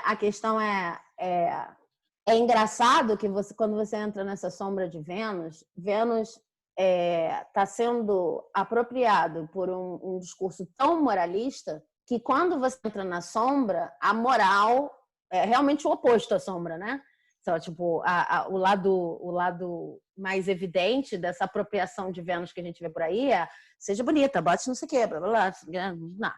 Quando você entra na feiura, acaba completamente a moralidade. Você pode fazer qualquer pessoa com uma coisa, qualquer pessoa, você pode fazer qualquer coisa com a pessoa ou com a atitude que foi considerada feia. É como se ganhasse um passe livre. Não é que você possa, tá, gente? Pelo amor de Deus, estou falando de narrativa. Mas, assim, o feio merece, basicamente. Né? O feio merece, seja uma atitude feia, uma pessoa feia, um posicionamento feio. Merece, porque, afinal de contas, a gente está aqui num templo de beleza superficial. E aí, como eu sei, eu vou falar que não estou querendo te contradizer, só para quem está ouvindo entender. Porque eu realmente não acho que é uma contradição.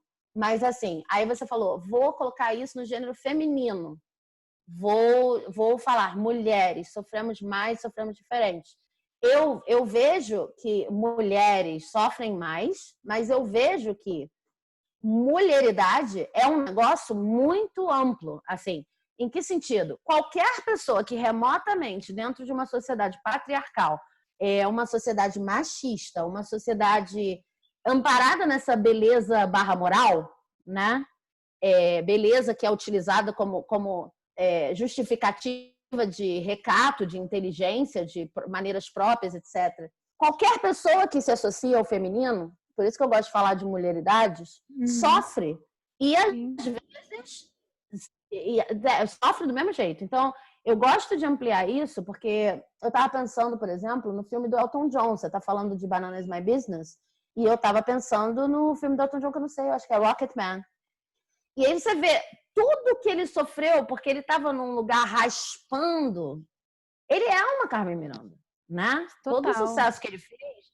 Assim, ele não precisava ser uma Carmen Miranda, ele tocava desde os 6 anos de idade, era uma criança com ouvido absoluto, sei lá, ouvido, sei lá o quê. Nasceu com alguma coisa, né? Nesse momento estou coçando as minhas costas com lápis. Não repara, mas é mosquito. Mas assim, ele nasceu com um dom que um dia ele encontrou um parceiro, que é o Bernie, alguma coisa, esqueci. E o cara chegava com a letra e ele, mas essa letra é isso aqui, no piano, direto, criando melodias para aquilo. Quer dizer, as letras eram de outras pessoas, de outra pessoa especificamente, um parceiro, mas ele criava melodias para aquilo. Ele só conseguiu vencer no show business, não sendo o Machão, não sei o quê, o Julio Iglesias, né? Enfim, Julio Iglesias ou qualquer outro exemplo que vocês pensem, assim, de um galão, um Frank Sinatra, um cara cantando, ele só conseguiu vencer porque ele se tornou um palhaço, um clown, ele era um clown vivo, né? E aquilo foi sustentado às custas de muitas drogas, de uma relação com o sexo que hoje ele fala muito desbalanceada, né? Ele sofreu pão que o diabo amassou na mão de várias pessoas, e isso está tanto na biografia dele, nas biografias não autorizadas dele, eu não sei se ele tem uma autorizada, quanto nesse filme. Aliás, um trabalho muito bonito de roteiro, porque o roteiro é construído a partir das próprias músicas, né? O título é Rocketman e as músicas vão sendo inseridas em lugares da vida dele. Não sei se alguém já parou, mas é uma dica que fica. Se vocês gostam de Yellow Brick Road, que é aquela Goodbye Yellow Brick Road, apesar dela ter sido escrita pelo parceiro, pelo Bernie, a música fala muito sobre não só a vida do Elton John, quanto a vida das divas em geral, né? Porque tá falando assim, olha, eu estou dando tchau para a estrada de tijolos amarelos, que vai me levar para a encantada cidade das Esmeraldas. Essa estrada não leva a lugar nenhum. Eu não assinei contrato nenhum com você. Se eu for embora, eu tenho certeza que você nem vai chorar muito, você vai me trocar pelo próximo. A próxima pessoa que está catando uma coisa gostosa para dar sentido para a vida dela, você vai catar e você vai transformar, vai colocar no mesmo lugar, né? Então é uma música que fala sobre isso. Fala sobre eu abandonei as ilusões, eu abandonei a estrada dos tijolos amarelos. Não vou ser Dorothy na vida, né? Vou voltar, ele fala, vou voltar para o meu arado. Nunca devia ter saído do meu arado. E, claro, tem uma associação com voltar para a fazenda, origens humildes e tal, mas isso sempre me faz pensar muito na diferença entre a glamorização de qualquer coisa, essa coisa que você está falando de ficar prisioneiro num estado de beleza que deixa de ser beleza no momento que é prisão, né? E você de fato atentar ao trabalho. Isso me Beleza lembra também é um trabalho nesse sentido. É o mito do... Hoje eu tô cheia de contos de fada, né? De trazer contos de fadas, mas esse encaixa como uma luva, que é muito de Vênus também, que é os sapatinhos vermelhos. Tem uma análise linda desse conto naquele livro, né? Mulheres que correm com lobos, que é Mulher. A Clarice é o máximo, cara. Sem comentários. Clarice é o máximo. E aí eu vou trazer, né, a visão dela, que começa com uma menina tá ali, né, solta no mundo, e ela faz com as próprias mãos um sapatinho para ela. E ela adora o sapatinho dela, né? Tá feliz da vida com aquele sapatinho. Só que aí ela tá andando, passa ali não sei se é uma carruagem, o que é, e uma senhora olha para ela e fala: "Puxa, pobre menina, tá aí, né, órfã, abandonada, eu vou cuidar de você". E adota a menina, e a menina aceita, né, esse cuidado. Só que a primeira coisa que ela faz é queimar o sapatinho, porque ela considera aquilo pobre, né? Simples, boa. banal. Vamos comprar um sapato para você, de verdade. E aí vai na loja. Só que a queima do sapato gera, né? Aí isso já é a visão da Clarice. Gera essa fome da alma, né? Que ela fala. Você queima o que é seu. E a partir daí gera esse buraco, e aí ele vai ser preenchido com precisa ser alguma coisa muito brilhante para compensar essa fome da alma. E aí, quando ela olha o sapatinho vermelho, ela quer o sapatinho vermelho. Ela fica louca com o sapato vermelho. E aí a senhora fala no começo, não, imagina, vou comprar um sapato vermelho e tal. Aí a menina consegue convencê-la de comprar. E aí ela coloca o sapato. E só um parênteses, eu ouvi essa história quando eu era criança. Foi uma das histórias que eu fiquei mais aderida. Você vê como a pessoa é venusiana. E é a época que eu usava muito sapatinho de verniz, né? E eu tinha uma relação de amor e ódio com o sapato de verniz. Porque ele Ah, espremia o meu pé, mas eu achava aquilo lindo, brilhante. E aí, machucava. É. e os sapatinhos vermelhos, quando eu vi o conto, eu imaginava um sapatinho de verniz. Eu sei que ela põe o sapatinho, sai dançando e não consegue mais parar. Né? E para ela parar, ela fica dias dançando, precisa cortar os pés para poder parar. E aí toda a análise que ela traz é essa queima, né, do sapato que ela constrói com as próprias mãos, que foi a parte e depois a substituição por esse sapato que não para.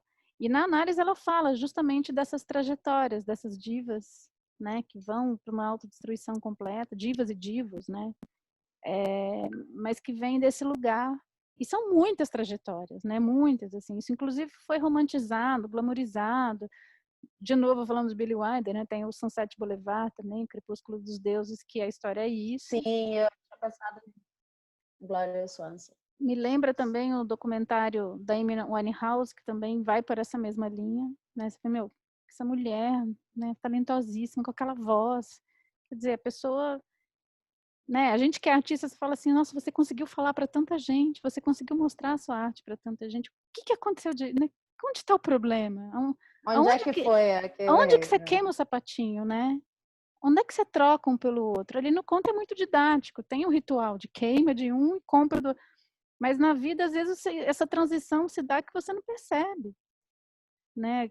Que hora que você queimou o sapatinho que você construiu, que hora que você já calçou o sapatinho vermelho e saiu dançando, às vezes não é muito claro. Às vezes o sapatinho vermelho está meio disfarçado com o seu crochêzinho ali, né? Sei lá se é Às crochê. vezes você disfarçou, às vezes você disfarçou o sapatinho vermelho para ele conseguir sobreviver, também tem isso, né? Então você tem essas histórias assim, vou chegar lá, eu vou chegar, tipo, Não, tô aqui às pensando. vezes você tem essas histórias em que uma e até como é que é o nome dela? A Elizabeth Gilbert fala muito disso.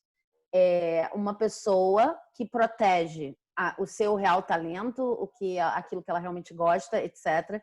E segue levando uma vida aceitável, sem romper nenhum padrão, porque não quer que aquela coisa se contamine com, enfim, com essas questões, né, de superficialidade e tal. Não se sente forte o suficiente para expor. Então, isso tem tanto histórias reais, obviamente, como narrativas. Para mim, aquele filme Big Eyes, que eu acho que em português virou Olhos Grandes mesmo, que fala sobre toda a apropriação que uma pintora aqui pintava, né, personagens com olhos grandes. Era tipo a marca, com muita potência e muita dor naqueles quadros e tal. Como que ela conseguiu virar uma personagem completamente de fundo, porque o marido virou empresário num determinado ponto, não dava valor para aquilo, e era uma coisa que ela fazia porque ela precisava, então era uma coisa que ela mesma não via o valor. Quer dizer, é estranho esse lugar de esconder o sapatinho, porque assim, aquilo era o sapatinho vermelho dela. Ela sabia que tinha valor, né? Mas ao mesmo tempo, ela não se sentia forte o suficiente para colocar esse valor para o mundo. E por motivos que ficam bem óbvios no filme. O marido, não é só que o marido não dava valor, o marido não dava valor a ela como ser humano, não era só o sapatinho vermelho, qualquer coisa que viesse dela, mas de um jeito muito gaslighting, de um jeito muito gentil, muito gentil. Sabe que isso pode ser gentil, mas de um jeito muito A forma, suave, né? assim. Olha, eu tô te protegendo de sofrer, essa coisa. E aí acaba que o marido, isso não é muito spoiler não, porque fica claro no início do filme. O marido acaba dizendo que os quadros são dele quando ele vê que tem valor.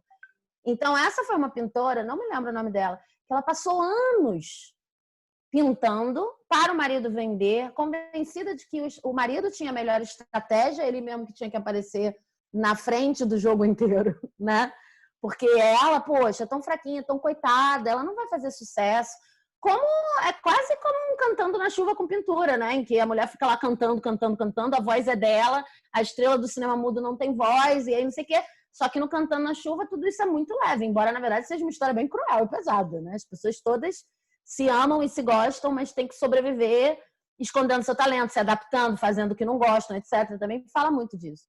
Mas no caso específico de Big Eyes, essa mulher ficou anos, uma coisa de 20 anos, produzindo quadros que foram assinados pelo marido, e é também uma história de recuperação do sapatinho dela, né? Uhum. Quando a Elizabeth Gilbert fala, ela fala de um lugar mais conselho para autores, que é assim, de repente você está a fim de testar uma coisa nova, e ainda é legal proteger o seu sapatinho, que você ainda nem sabe muito bem o que é. E a gente já falou sobre isso em outros dragões, a coisa do começo. Uhum. Mas existem narrativas que vão explorar essa história de como eu cubro o meu sapato, como eu escondo o meu sapato. Não necessariamente é jogar o sapato fora. Eu estava pensando muito também na Queen Latifah. Eu não sei absolutamente nada sobre a história de vida dela, mas eu sei que ela é uma diva e ela se vende, é encarada como uma diva.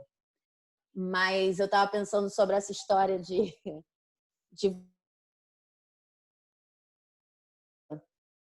e algumas entrevistas que eu já vi dela. Queen Latifah é um nome de diva, né? Eu não lembro o nome dela real, mas e ela é considerada a mulher negra empoderada que canta e ao mesmo tempo faz filme. Eu adoro os filmes dela, não sei o que e tal. É empresária e ajuda um bocado de gente, etc.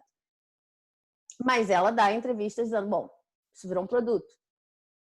Então, tipo, as pessoas esperam de mim Queen Latifah. Do mesmo jeito que Rita Hayworth dizia, as pessoas vão dormir com a Gilda e acordam comigo, né? Então, tipo, é uma decepção. Essa dor também de ou você ter que esconder o sapatinho, ou você substituir o real sapatinho, que seria a liberdade de criar a beleza do jeito que você quiser, né? Não se fixar em uma forma, substituir isso por uma coisa que é superficial, uma coisa que tá muito mais interessada na tendência do momento do que os outros querem, que você de fato precisa para se nutrir enquanto artista, gera muitas narrativas.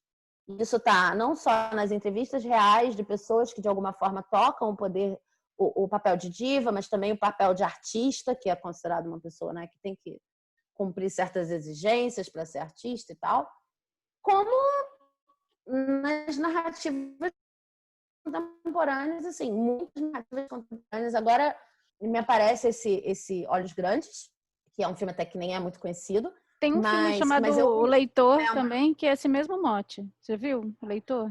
eu amo o Leitor, mas eu não estou fazendo a ligação aqui não. Conta você. Desculpa, não é o Leitor, é a esposa. Ai, que louca. A esposa eu não vi, não. A esposa eu não vi, não. Eu amo o Leitor, tá, gente? Não tem nada a ver, não. Mas Sim, nossa, não, precisamos falar disso em outro dragão, mas não nesse. É. Não, nossa, por que me veio Leitor? Mas enfim, é a esposa. Não, a esposa eu não vi, não. É, The Wife. É incrível. É esse mesmo mote. Puta, eu não vou poder falar sem dar spoiler.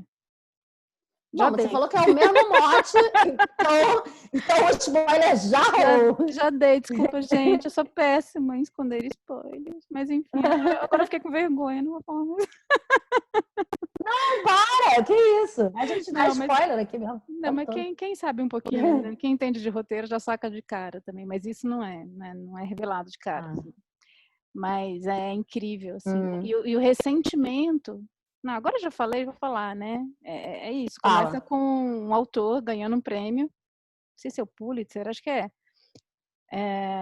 E assim, felicíssimo, né? E ela fica puta, você não entende. E aí no começo, né, dentro do roteiro, parece que ela não quer ser reconhecida como a esposa, né? E ele ensaia todo um discurso que ele tem que fazer de agradecimento à esposa.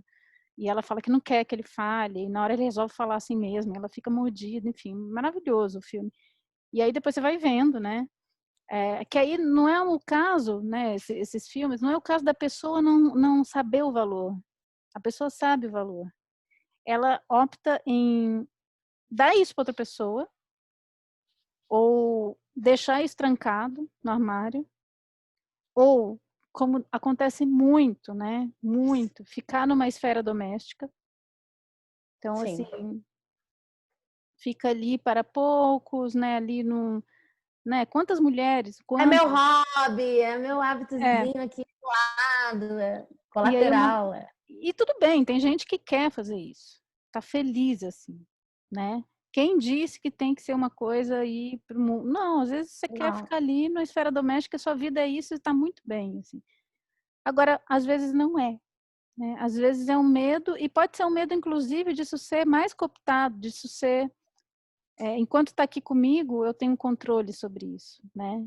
Depois que isso for para o mundo, até que ponto eu não tenho medo de ser tomada pela diva em mim? Essa, né? Até que ponto eu não tenho medo de depois ficar aprisionada pelo espelho? Né? E ficar ali, espelho, espelho meu, será que... Nas mínimas coisas a gente sente isso, a gente não pode subestimar. Né? Quando a gente fala dos arquétipos, não são coisas que não acontecem, só acontece com a bruxa da Branca de Neve, entendeu? Não. Isso é uma coisa que acontece com todo mundo. Né? Então, assim, a questão é como você consegue enxergar e ainda reverter o processo, mas em algum momento, seu ego te pega na curva e começa a te gerar demandas e questões que É, não têm a ver com a sua criação, que a gente falou disso no programa passado, né? Na questão da diva. Ao mesmo sim. tempo, essa figura pode te proporcionar uma potência que só ela tem. Né? Então, você pega essas figuras, todas essas que a gente falou, especialmente essas que estão relacionadas ao show, na showbiz, né? Que a pessoa está ali realmente manifestando. Na hora que você está ali no palco, não tem como ser fake. Eu acho que assim, se a pessoa tem aquilo, ela tem. O problema é o que acontece depois, o problema é o que acontece depois do show. Né? Porque ali, naquele momento, algo emana, que é muito potente, que a gente vai falar disso Sim. quando for para o Dragão do Sol, né? Que também tem a ver com o que irradia de você. Mas esse amor, né? Tem muito de Vênus também, o entusiasmo. Se depois você consegue fazer com que isso não se perca no ego, e é essa a batalha, né? Que não é nem segurar o talento em você com medo de que isso vá se perder. Porque tem gente que não conhece o próprio valor e não reconhece, mas tem muita gente que reconhece o valor e tem medo do que Eu pode acontecer.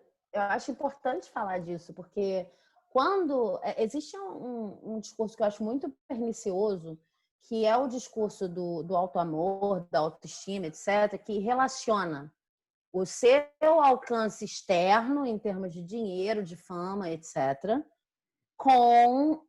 Não é nem com a qualidade do seu trabalho, é pior que isso, eu acho pior que é. Relaciona isso com como você se ama. Se você se amar o suficiente, logo você terá esses produtos externos. Se você não se ama o suficiente, não tem. Então, tem muita gente que vai caindo nesse discurso, poxa, então eu não me amo ainda o suficiente, porque de fato, quando eu souber o meu valor, eu vou conseguir. E fica uma coisa. Corta mesmo as suas possibilidades de cura, porque, como você disse, em vários momentos a gente vai recair nisso. E as narrativas falam sobre isso, mas a gente está vivendo isso também. Então, se você chega num lugar assim de, não, só quando eu me amar completa e eternamente, de forma, entendeu? Aí eu vou ter algum resultado externo, você é muita pressão. E aí eu me lembro, e por isso que, enfim, lembrei desse exemplo por causa disso. E é um exemplo brasileiro. Tem uma pessoa que ficou famosa porque ela estava numa suíte, eu não sei, era tipo, eu esqueci o nome da palavra, em cima dos prédios, terraço. Estava num terraço, A cobertura. numa piscina, na cobertura, numa piscina, sol, em algum lugar da Europa, que não me lembro qual era. Não sei se você vai lembrar disso. Ela virou meme, fez maior sucesso, mas ela estava fazendo a pose da diva. E ela estava com um maiô preto, brasileira, um cabelão assim, preto, e uma cassinha de alguma coisa. E aí falou alguma coisa do tipo: e vocês acharam que eu estava na merda. Tô aqui tomando uns bons drinks. E aí ela vai assim para trás da piscina. E isso ficou icônico e memético. E as pessoas começaram a compartilhar em todos os lugares. Essa mulher se chama Luísa Marilac. Ela é uma travesti que foi contrabandeada para a Europa várias vezes. E nesse dia, ela estava numa casa emprestada de um amigo. Aliás, leiam a biografia dela, que foi escrita com auxílio de uma jornalista maravilhosa, chama Eu Travesti. ela foi contrabandeada várias vezes. No final, ela já ia porque queria, porque era uma forma dela ganhar dinheiro. Por mais que pudesse sofrer maus tratos, ela aprendeu a encarar as pessoas, etc. Era um trabalho, era a carreira dela ser contrabandeada, né? E aí, enfim, são várias coisas duras e cruas que acontecem na vida dela, mas nesse dia, que virou um meme, que virou representação de um monte de gente, às vezes as pessoas olhando assim, jocoso, tipo, quem é você para dizer isso? Mas muitas vezes as pessoas olhando para aquilo e falando, nossa, é dessa atitude que eu preciso, sabe? Essa atitude ativa, eu tô ali, uns bons drinks. Então, algumas pessoas zoando, outras não e tal. Nesse dia, ela estava na cobertura da casa de um amigo, ela tinha sido despejada, não conseguia mais pagar o apartamento antigo. Ela estava numa situação horrorosa, várias vezes. Ela perdeu o dinheiro todo enfim, nesse processo de ir para a Europa, voltar da Europa, não sei o quê. E agora ela contou tudo, revelou tudo na biografia. Então não tem problema eu falar, não que eu seja amiga íntima. Mas, assim, o que eu acho interessante desse exemplo é que, assim, ela sempre soube o valor dela, como em todas as narrativas que a gente falou nesse último trecho, né? Ela não tinha condições de sendo a pessoa que ela era de fato, isso fica claro na narrativa. Não tinha condições de sendo a pessoa que ela era. No início não tinha como escolher caminho, porque não sabia onde ia dar. Tipo, muito. Depois, não tinha condições de sair, muitas vezes, de alguns caminhos já escolhidos, porque era perigoso, né? E aí ela usa isso como estratégia. E ela se transforma numa diva. Uma coisa que talvez algumas pessoas encarem como acidente, né? Assim, a gente nunca sabe o que vai viralizar na internet. E eu não sei se ela tinha plano que isso viralizasse. Está no livro que não. Mas, na verdade, não é um acidente, é uma vida de saber o seu valor e se achar uma diva, mesmo que todas as construções joguem contra, mesmo que a realidade não seja essa, tem até um pouco de lua, né? Mas muito de Vônica. E depois falar assim, já que o mundo fez isso comigo, então eu vou me transformar justo nisso para ganhar dinheiro. Então, quando a gente fala desse lugar delicado, assim, quando é que roubam um sapatinho? Eu acho muito complicado dizer que roubam um sapatinho porque eu não sabia o meu valor, ou não sabia o valor do sapatinho, ou é um acidente. Não, cara, muitas vezes você pode saber o valor, você pode saber o seu valor e roubam mesmo assim. Você pode decidir você mesmo esconder o seu sapatinho. E às vezes o sapatinho é roubado num processo de apropriação de outras pessoas daquele sapatinho a ponto de perder o significado que tem para você. Mas também existem pessoas que percebem, tá bom, então é isso que as pessoas querem, né? Divas. E elas conseguem exercer esse papel se descolando completamente da responsabilidade da diva. Como se fosse uma profissão, sabe? Eu gosto de pensar que a Queen Latifah é assim, porque eu gosto muito dela, mas eu não sei até que ponto ela sofre com isso. Então, a questão é o quanto você tem autonomia. Autonomia, né? Quanto você tem autonomia em relação a isso. Porque se você tem autonomia, você colhe a potência que isso tem. E aí eu não estou falando de manipulação de nada, né? Porque aquilo sai de você, é uma máscara sua, né? É uma personagem. É uma personagem, só que não dá para ser aquilo o tempo todo. Assim como não dá para ser nada fixo o tempo todo. Né? Ninguém é uma entidade, ninguém é um arquétipo. Se você fixa uma coisa, você está reprimindo outras vozes ali e aquilo vai cobrar, vai te pegar na curva, porque o ser humano é essa complexidade louca. Né? Então, quando a gente se fixa numa máscara, seja ela qual for, pode ser qualquer dragão, né? Mas aqui a gente está falando de Vênus, porque Vênus é que, como tem adesão, né? Vênus está relacionado também à adesão, à emoção, entusiasmo. Então, quando tem adesão, aí adere com tudo, né? Me lembrei de um outro filme aqui, que eu quero trazer, que é o Bingo, que é a história do palhaço, né? Do Bozo.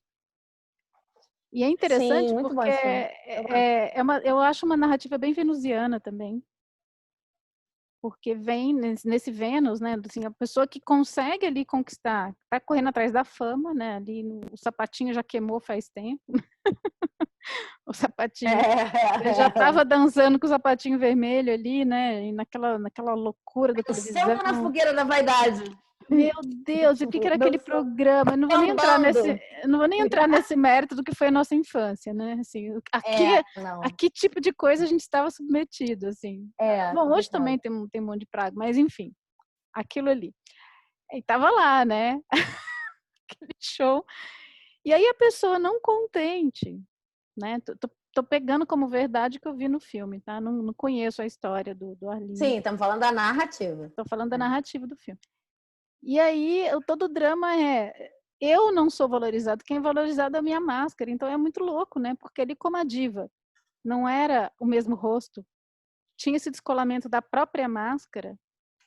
O drama começa quando você quer ser conhecido pela máscara atrás da máscara. Não é nem pelo quem você é.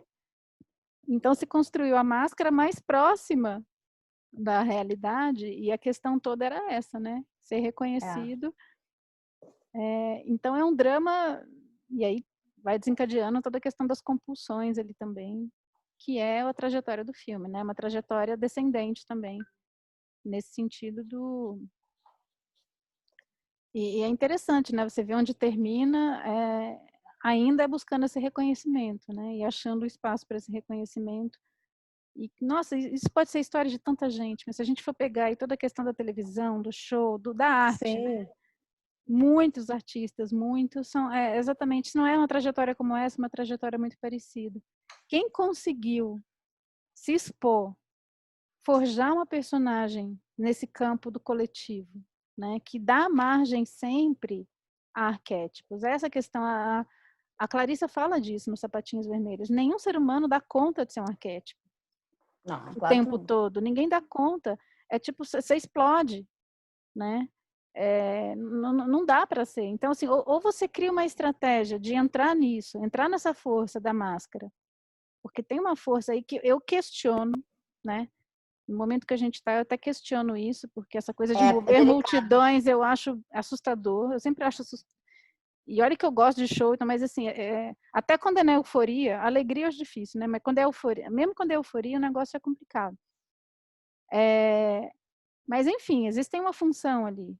Né? Até em líderes sociais mesmo, você vê essa questão, porque na liderança social a gente está mais acostumado a ver figuras mais de Marte, Júpiter, né? Mais idealistas, mais solares, o Sol, mas tem figuras venusianas também, tem figuras que seduzem pela força, né? Quase uma diva mesmo que vai levando ali, e quanto mais venusiano, gente, mais adesão. Fernando Collor de Mello, nosso ex-presidente, para mim é uma diva. Porque não existia. Fernando Collor de Mello, porque assim, sério? Não existia. É lógico, é sério. Sabe por quê? Não é porque eu acho bonito ou porque.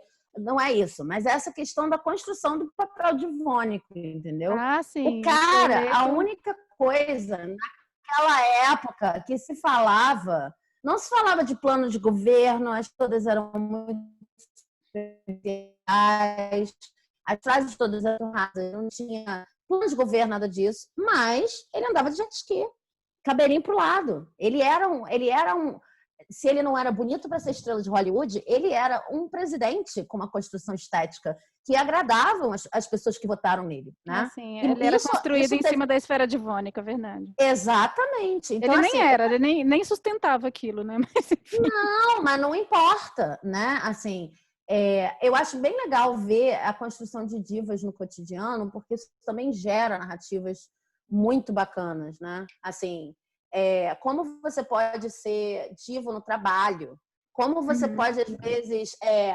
recorrer a esse lado diva, porque você está num ambiente muito complicado de trabalho. Sim. Aí você vira a alegria da casa, a beleza da casa, não sei o quê. E, de fato, isso te conquista coisas, esse poder sedutor que não necessariamente está atrelado à sua habilidade no trabalho, né? E que, às vezes, tem mais apelo com determinados grupos do que outros. Mas isso pode acontecer com qualquer pessoa. E é o que a gente falou, né? A gente está falando da diva aqui nesse sentido da máscara que é apropriado pelo social e pelos valores sociais. Mas existe uma outra coisa, que é o que eu chamo a nossa diva de verdade, né? Que é essa expressão dessa beleza, dessa força, dessa potência, que tem uma expressão, tem um rosto. Né? Sim. Eu vou falar de um documentário aqui, porque me lembrei muito. Eu não sei se eu já citei esse filme, porque é um dos filmes que me marcaram, assim, muito. Eu escrevi uma peça de teatro por causa desse filme. É um documentário também de duas amigas, da Kika Nicolella e da Graciela Rodrigues, chama Fala Mulher. Acho que não falou, não. E é um documentário sobre as mulheres do samba, da escola de samba Camisa Verde e Branca, falou assim. né? Então, eu já falei. Mas, assim, eu vou voltar para esse exemplo, porque Não, volta. é uma cena muito linda. Aquelas mulheres, gente, de todos os corpos, e aí não tem padrão, né? Isso é muito bonito também. Mulheres negras, corpos variados, né? Totalmente diferentes, assim, 1000 divas, cada uma na sua diva. E você vê a dignidade, né? A diva no sentido da dignidade humana e daquela potência expressa ali numa figura. Então, assim, você vê ali desfilando, ali, aquilo sendo expresso em plumas e paetês, mas você vê ali no cotidiano aquilo expresso no corpo, né? Na palavra. Então, e é isso usado não, né? Porque isso não é usado, mas isso manifestado como uma resistência ao olhar que se coloca sempre de inferioridade, né? Não tem como você olhar para aquelas mulheres e ver um ser inferiorizado. Não tem, porque não é possível. O candomblé faz muito isso também, né? As religiões africanas. Diz que o Glauber Rocha, quando fez o Barravento, ele estava querendo fazer uma crítica social, né? Uma crítica à religião, né? Uhum. E aí, quando ele foi fazer o filme e a pesquisa, ele mudou de ideia, né? Reza a lenda. Porque ele viu também a mesma coisa, né? Que nas religiões afrodescendentes tem essa potência. A gente está falando de Oxum, né? Então, isso traz como energia manifesta. Mas não é uma personagem que é... A própria religião, né? Que tem isso, você ser incorporado, né? A incorporação. Eu acho que A incorporação é esse fenômeno temporário. Né? Assim, é comum que seja um fenômeno temporário. Diva, né? Você veste aquilo, você sabe que aquilo é maior, né, no sentido de que é um poder divino que está ali, você está se conectando com aquilo, você se beneficia desse contato, você manifesta aquilo. E é claro que você manifesta, já que estamos falando de diva, vamos falar de Oxum. Né? Você manifesta aquilo porque você tem sintonia com aquela força, senão você teria sintonia com outras forças. Mas no momento que você se despede, você volta para o seu mar de outras coisas também, né? Você tem sintonia com aquilo, mas não quer dizer que você é aquilo. E aí tem uma relação saudável, mas aquilo também deixa reminiscências, né? Deixa marcas, deixa trejeitos, deixa rastros. Não é uma coisa que sai completamente de você. Mas você também está livre para não ser só aquilo, não carregar. Então, de certa maneira, nessas religiões, eu acho que lida de uma forma mais... Eu acho que o mito ajuda, né? Protege um pouco.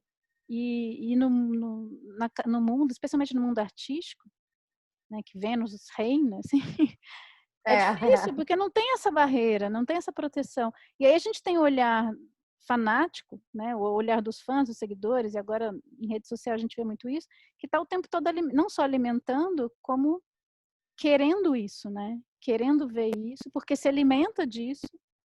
Só que não está se alimentando de uma força que é a cachoeira, que se tem em todo lado. Um dia eu entendi o Oxum, eu estava de frente para uma cachoeira imensa em Barra do Turvo. Nunca vou esquecer esse dia. E assim, eu parei, não dava nem para ficar embaixo, de tão grande que ela. Eu fiquei do lado, mas muito perto, que era uma trilha que ficava do lado da cachoeira. Sabine, eu nunca vou esquecer o que eu senti aquele dia. Era um amor. Eu entendi o que é Oxum. Porque eu sentia um amor tão grande, e eu chorava. Mas era um choro que simplesmente caía do olho. Era amor e água e fluxo. Era um negócio assim, é isso, né? É isso manifesto em todo o resto. Só que isso é da natureza, isso está aí, a gente bebe disso, né? Agora, se eu tivesse que fixar essa força em mim, essa energia em mim, para sempre e manifestar isso o tempo todo, quem aguenta? Eu tenho que ser outras coisas também. Eu acho que a gente é muito constrangida ainda pelas visões, não só por tudo isso que a gente está falando, que a narrativa é contra isso, que é tudo muito superficial, não sei o quê, mas acho que a gente é muito constrangida ainda pelo próprio conceito de beleza. Porque se você for pegar beleza e amor, coisa mais difícil, né? De definir, de falar, de sentir, entrar em contato e tal, porque cada um tem a sua visão. E aí, você estava falando do Barravento, eu estava aqui pensando, tem um filme que eu mencionei no episódio passado, que está na Netflix também, muito bom, que é a redescoberta de uma mulher na Sochun, que se chama The 40-Year-Old Version. É como se fosse minha versão com 40 anos, mas está em inglês, né? E aí, uma das coisas que a mulher, ela começa a questionar coisas que acontecem com mulheres de 40 anos no rap. E, tipo, não tem rap para mulheres de 40 anos. Ela acha os raps assim, vou pegar a sua bunda, passar a mão na sua bunda, você paga a sua mão no meu... Né? Que é muito, sei lá, muito superficial. Então, ela começa a botar isso no rap. Tem várias coisas interessantes sobre esse filme, mas, assim, tem uma hora em que no rap dela aparece a coisa ela chama de poverty porn, que é a pornografia da pobreza. Que são pessoas que, na verdade, estão querendo se masturbar com a pobreza alheia. E eu achei interessante essa relação. Inocente aqui, sério, é uma forma, isso? Não, é uma forma de dizer. Não, mas você acabou de dizer. É porque você acabou de dizer que assim, Barravento. O cara foi lá e achou que ia fazer uma coisa sobre a situação difícil, etc. E ele chega lá e fala, não, eu tô vendo uma força aqui que não tem. É um pouco. Eu acho importante pra gente chegar no lugar de Oxum, de Vênus, etc. Não só pensar que o mundo todo está contra isso, mas também que a gente tem narrativas, mesmo antes dessa necessidade extrema de se mostrar biscoito, a gente tem narrativas que são nas redes muito ocidentalizadas. Então, essa beleza, quando a gente encontra, porque a gente vai para um movimento cultural, para um grupo diferente, a gente ainda se surpreende com ela. Mas, do meu ponto de vista, a gente não deveria se surpreender. Porque, tipo, se a gente tivesse uma cabeça mais aberta para tipos de beleza, a gente teria, ao contrário, o olhar treinado para perceber belezas em vários lugares de várias maneiras diferentes. Quando ela fala de poverty porn, o que ela está dizendo é que está falando de coisas que todo mundo já sabe, né? No caso, ela está falando de mulheres negras, mas, enfim, isso se aplica a várias situações. É essa necessidade de quando você tem uma narrativa, a beleza nunca estar com o negro, ou está altamente hipersexualizada, né? E tem quase que uma beleza em ver a pobreza daquele sujeito negro humilde, que começa do nada, e que aí se encontra, e que tem uma pessoa que apoia, mas no final somos todos irmãos. Então ela meio que critica isso. Ela fala, não, olha só, mesmo que eu não tenha a mesma coisa que você tem, mesmo que eu não... E assim, eu nem quero ter, sai pra lá. Eu tenho minha outra beleza construída aqui. Sim. E se você quer me tratar de igual para igual, se você não quer chegar aqui com um olhar superior, pensando, meu Deus, sabe? Eu acho que esse olhar é que tem que se ressignificar.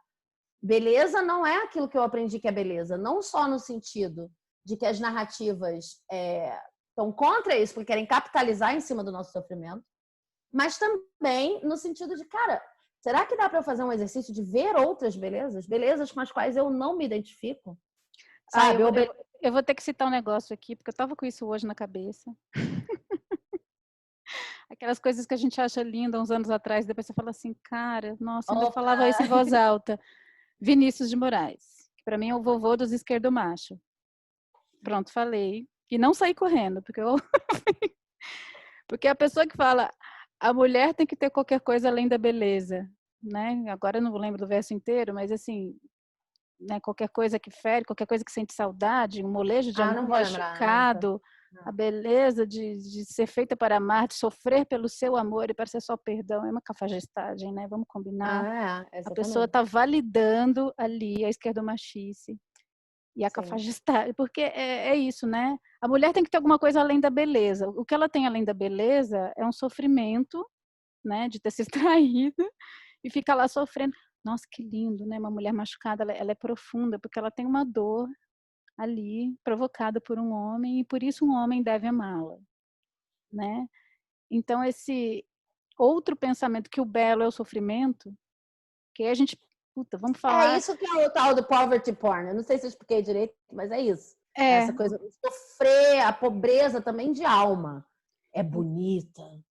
E a gente nem falou do romantismo, porque eu vou tocar nisso no encontro que vem, que claro, a gente não vai esgotar o assunto aqui, como já era previsto. Teremos um próximo para falar de narrativas A gente vai começar 2021 falando de Vênus ainda.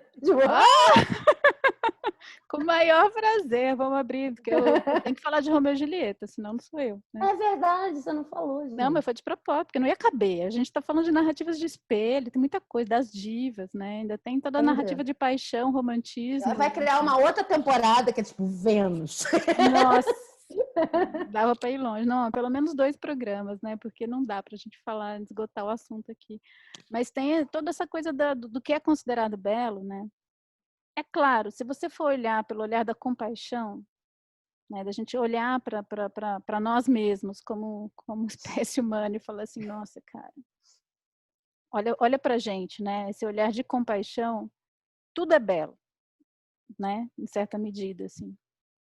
Você pode olhar, porque é o olhar do amor, você consegue ver beleza em tudo. Mas é totalmente diferente de você romantizar algumas coisas, né? E a gente vai falar da pornografia também, aí tem muita coisa que a gente pode botar nesse balaio, né? Do que é considerado amor, do que é considerado erótico, do que é considerado belo, do que é considerado romântico, e assim, quanto isso também colabora para uma construção do desequilíbrio, né? Porque isso é visto como belo, como beleza. E eu não tenho o menor problema de ter narrativas que olhem para isso, que a gente precisa olhar para tudo, desde que fique claro que o desequilíbrio que é, entendeu? Não, assim, tem, por exemplo, uma coisa é você dizer, como eu li um livro recentemente, não vou lembrar qual, que a mulher fala assim, no dia em que a minha mãe morreu, eu percebi a beleza dos flocos de neve caindo pela janela, em todo momento mais triste existe uma beleza. Isso é uma coisa linda, profundo e tal, pro meu ponto de vista. Outra coisa é um outro ser humano se apropriando dessa dor para gozar com ela, que é o tal do poverty porn. Aí eu acho que às vezes as pessoas não entendem o lugar do lugar de fala. Lugar de fala não significa que eu só posso escrever personagens como eu. Significa que eu tenho que ter noção quando eu estou falando de uma coisa que eu não sei ou me apropriando da dor, da cultura, do seja lá o que for do outro, que eu leio como outro, né? Enfim, para construir de qualquer maneira uma narrativa, um avanço para mim mesma, um benefício, ou para construir a minha própria diva, e, sabe? É uma relação diferente. E aí, as discussões em relação a isso são muito complicadas, porque geralmente o exemplo é esse, né? É tipo, tá bom, mas não existe beleza na tristeza? Ou, claro que existe. mas claro que existe, mas assim, seja humano. Se você quer falar de humanidade, vamos ser humanos. Mas não tem nada a ver uma coisa com a outra. Você falou de mãe, eu lembro de uma cena, eu vou contar aqui, porque acho que é o exemplo que você deu praticamente, né? Meu pai faleceu, vai fazer 3 anos agora. E ele ia sempre com minha mãe na feira. Eles tinham um ritual, todo sábado eles iam cedinho na feira, faziam uma feira e comiam pastel. Aí, passado poucos meses do falecimento dele, passou aquela euforia no começo, porque no começo é uma euforia, né? Um luto meio eufórico, assim, tem que ficar resolvendo coisas. Aí, quando baixou mesmo, ela mora no interior, eu fui visitar. Aí a gente fez a feira, aí ela sentou, ela pediu um pastel. E eu lembro da cena, foi uma das coisas mais emocionantes para mim. Ela comeu naquele pastel inteiro, em silêncio, olhando com um olhar muito longe. E a minha mãe é super agitada, ela não é uma pessoa contemplativa. Mas ali ela foi muito longe. E eu fiquei muito quieta, só olhando aquilo, muito comovida. Então, assim, tinha uma beleza ali, mas era uma beleza da expressão do ser humano, né? De viver aquele momento e de estar vivendo com verdade aquele momento. A beleza, na verdade, do que acontece, do que você atravessa. É totalmente diferente de você romantizar um sofrimento, porque que coisa linda a pessoa ali sofrendo. Não era uma coisa linda a pessoa sofrendo. Sofrimento não é bonito, sofrimento é uma coisa horrorosa. Entendeu? É lindo uma pessoa atravessando o sofrimento. Para mim isso é que é bonito. Exatamente. Mas isso pode ser beleza para mim, né? De repente eu tô aqui cagando regra. Mas é que, assim, olha o que você acha bonito e olha para onde você vai parar, entendeu? Essa que é a questão. Porque justifica, o problema é que justifica. Tudo que a gente estava falando de diva, de uma diva que permanece num lugar estanque, como uma fotografia eterna de si mesmo, é justificado porque sofrimento é lindo, no fundo. Sabe? Porque a gente não tem, e isso aí é seríssimo, a gente não tem mesmo condições, eu não tenho, não sei se você tem, mas acho que a maioria das pessoas não tem, condições de se colocar em primeiro lugar a ponto de dizer, eu não vou sofrer. Várias outras coisas são prioridades. Então, tudo bem, você pode estar num momento em que você tem realmente várias dificuldades na sua vida, naquele momento, sabe? Tudo bem, isso é uma coisa, é o externo. Mas muitas vezes você tem condição de sair do sofrimento e ainda acha que vale o sofrimento para alcançar outra coisa. Sim. Papel de diva fala muito. Então, assim, e é muito louco se eu vou parar para pensar, tipo assim, eu não coloco o meu não sofrimento como prioridade, porque eu ainda acho que tem qualquer coisa aí, podia ser qualquer coisa mesmo, que é mais importante do que eu não sofrer. Por escolha. E ele não tá nem falando da dor, porque a dor é inevitável. Sim. Né? O sofrimento é essa perspectiva a respeito da dor que você atravessa. Sim. Né? O que provoca o sofrimento é a perspectiva.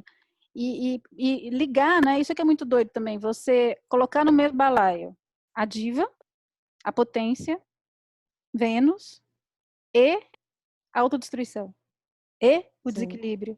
Sendo que, de novo, voltamos para o equilíbrio, é a proporção áurea. Vênus é o equilíbrio. O Lars von Trier é um realizador que, para mim, é muito complicado. Mas ele é bem complicado. Mas ele tem um filme que é exatamente isso. O resumo do filme, eu não vou dar spoiler nenhum, quanto mais eu me destruo, mais você que é meu macho fica bem. O resumo do filme é isso. E aí, daquele jeitinho Lars von Trier, né? Pode servir tanto para dar ideia, quanto para inspirar uma reflexão. Tanto para dar ideia de violência, quanto para inspirar uma reflexão, tem esse lado. Mas assim, é ondas do destino. Quanto mais eu me destruo mesmo fisicamente, melhor meu marido vai ficar. E aí, não precisava ser marido e esposa, mas é isso. Você é a diva que está presa lá. Nossa, quanto mais eu me destruo, ou até podendo dizer, vocês amam a minha destruição. O que vocês amam em mim é a minha autodestruição. Isso é muito complicado. Muito complicado. O Dançando no Escuro também segue uma linha parecida, né? Não é tanto questão do casal, mas aí é como um bode expiatório social, né? É uma Marte. E a própria Bjork passando por esse processo, como Bjork no filmagem, né? Então também tem toda uma trajetória ali de diva, passando por um calvário. Vamos falar de calvário também. Não vai dar para falar agora. Agora acabou, né? Agora acabou, mas assim, talvez assim, vamos abrir a próxima falando justamente do Calvário, porque eu acho que... Vamos. Porque o Calvário, só para dar assim um gostinho, né, de onde começaremos, a Sexta-feira Santa é dia de Vênus, é o dia da trajetória venusiana, da trajetória de Cristo, né? Se pegar a Semana Santa, passa por todos os planetas, né? Começa no domingo e termina no domingo, é a trajetória dos planetas, e Vênus seria justamente destinada à trajetória venusiana, só que ficou aí. Fica no Vênus reverso, justamente. Enfim. Então, não romantizando o sofrimento, não romantizando isso, vamos liberar as nossas divas dessa trajetória decadente, sofrente, né? Para ficar só na potência, ainda que efêmera. Lembrei do Munhá. Transforma esta forma decadente. Melhor diva é ele e o esqueleto, cara. Não sei quem é mais. Transforma esta forma decadente em Munhá de vida eterna. Maravilhoso!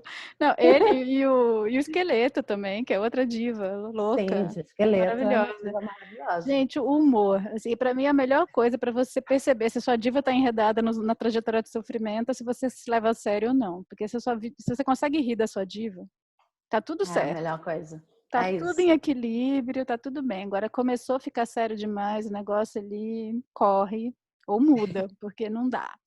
Vamos liberar as divas, vamos liberar, porque para poder colher a potência sem precisar ir para o abismo, né?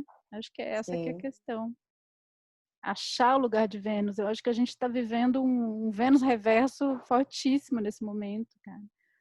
Já tem achar o lugar de Vênus é achar futuro também, né? E com isso terminamos este episódio venusiano. E teremos um próximo. Já no ano novo, é isso? Pelas suas contas? Não, gente, esse foi. É. Então pronto. Esse foi. Tô até de branco. Inclusive, gostaria de dizer assim que a gente vai começar provavelmente o ano falando de Calvário. Ótimo. Mas é tipo exemplo do que não fazer, tá, gente? Depois de um ano de pandemia, né? O mínimo. Pois é, chega. Chega de padecer. É isso. Então é isso, Sabine. Foi muito bom, como sempre. Igualmente, um prazer. Galera, quem curtiu, curte aí, faz todo, né? Todo o procedimento. Comenta, Comenta divulga, bota em rede. Quem chegou agora, assiste os anteriores, porque você vai achar na sequência. Mas é isso, tá ficando cada vez mais gostoso. Eu tô adorando fazer. Eu gosto. A gente junta aqui e não sabe o que vai sair, tá? A gente tem um roteirinho, mas é isso aí que vocês estão vendo. É gostoso isso. porque é assim. Sabine, É isso. beijo, querida. Beijo Até a pra todo próxima. mundo. Até.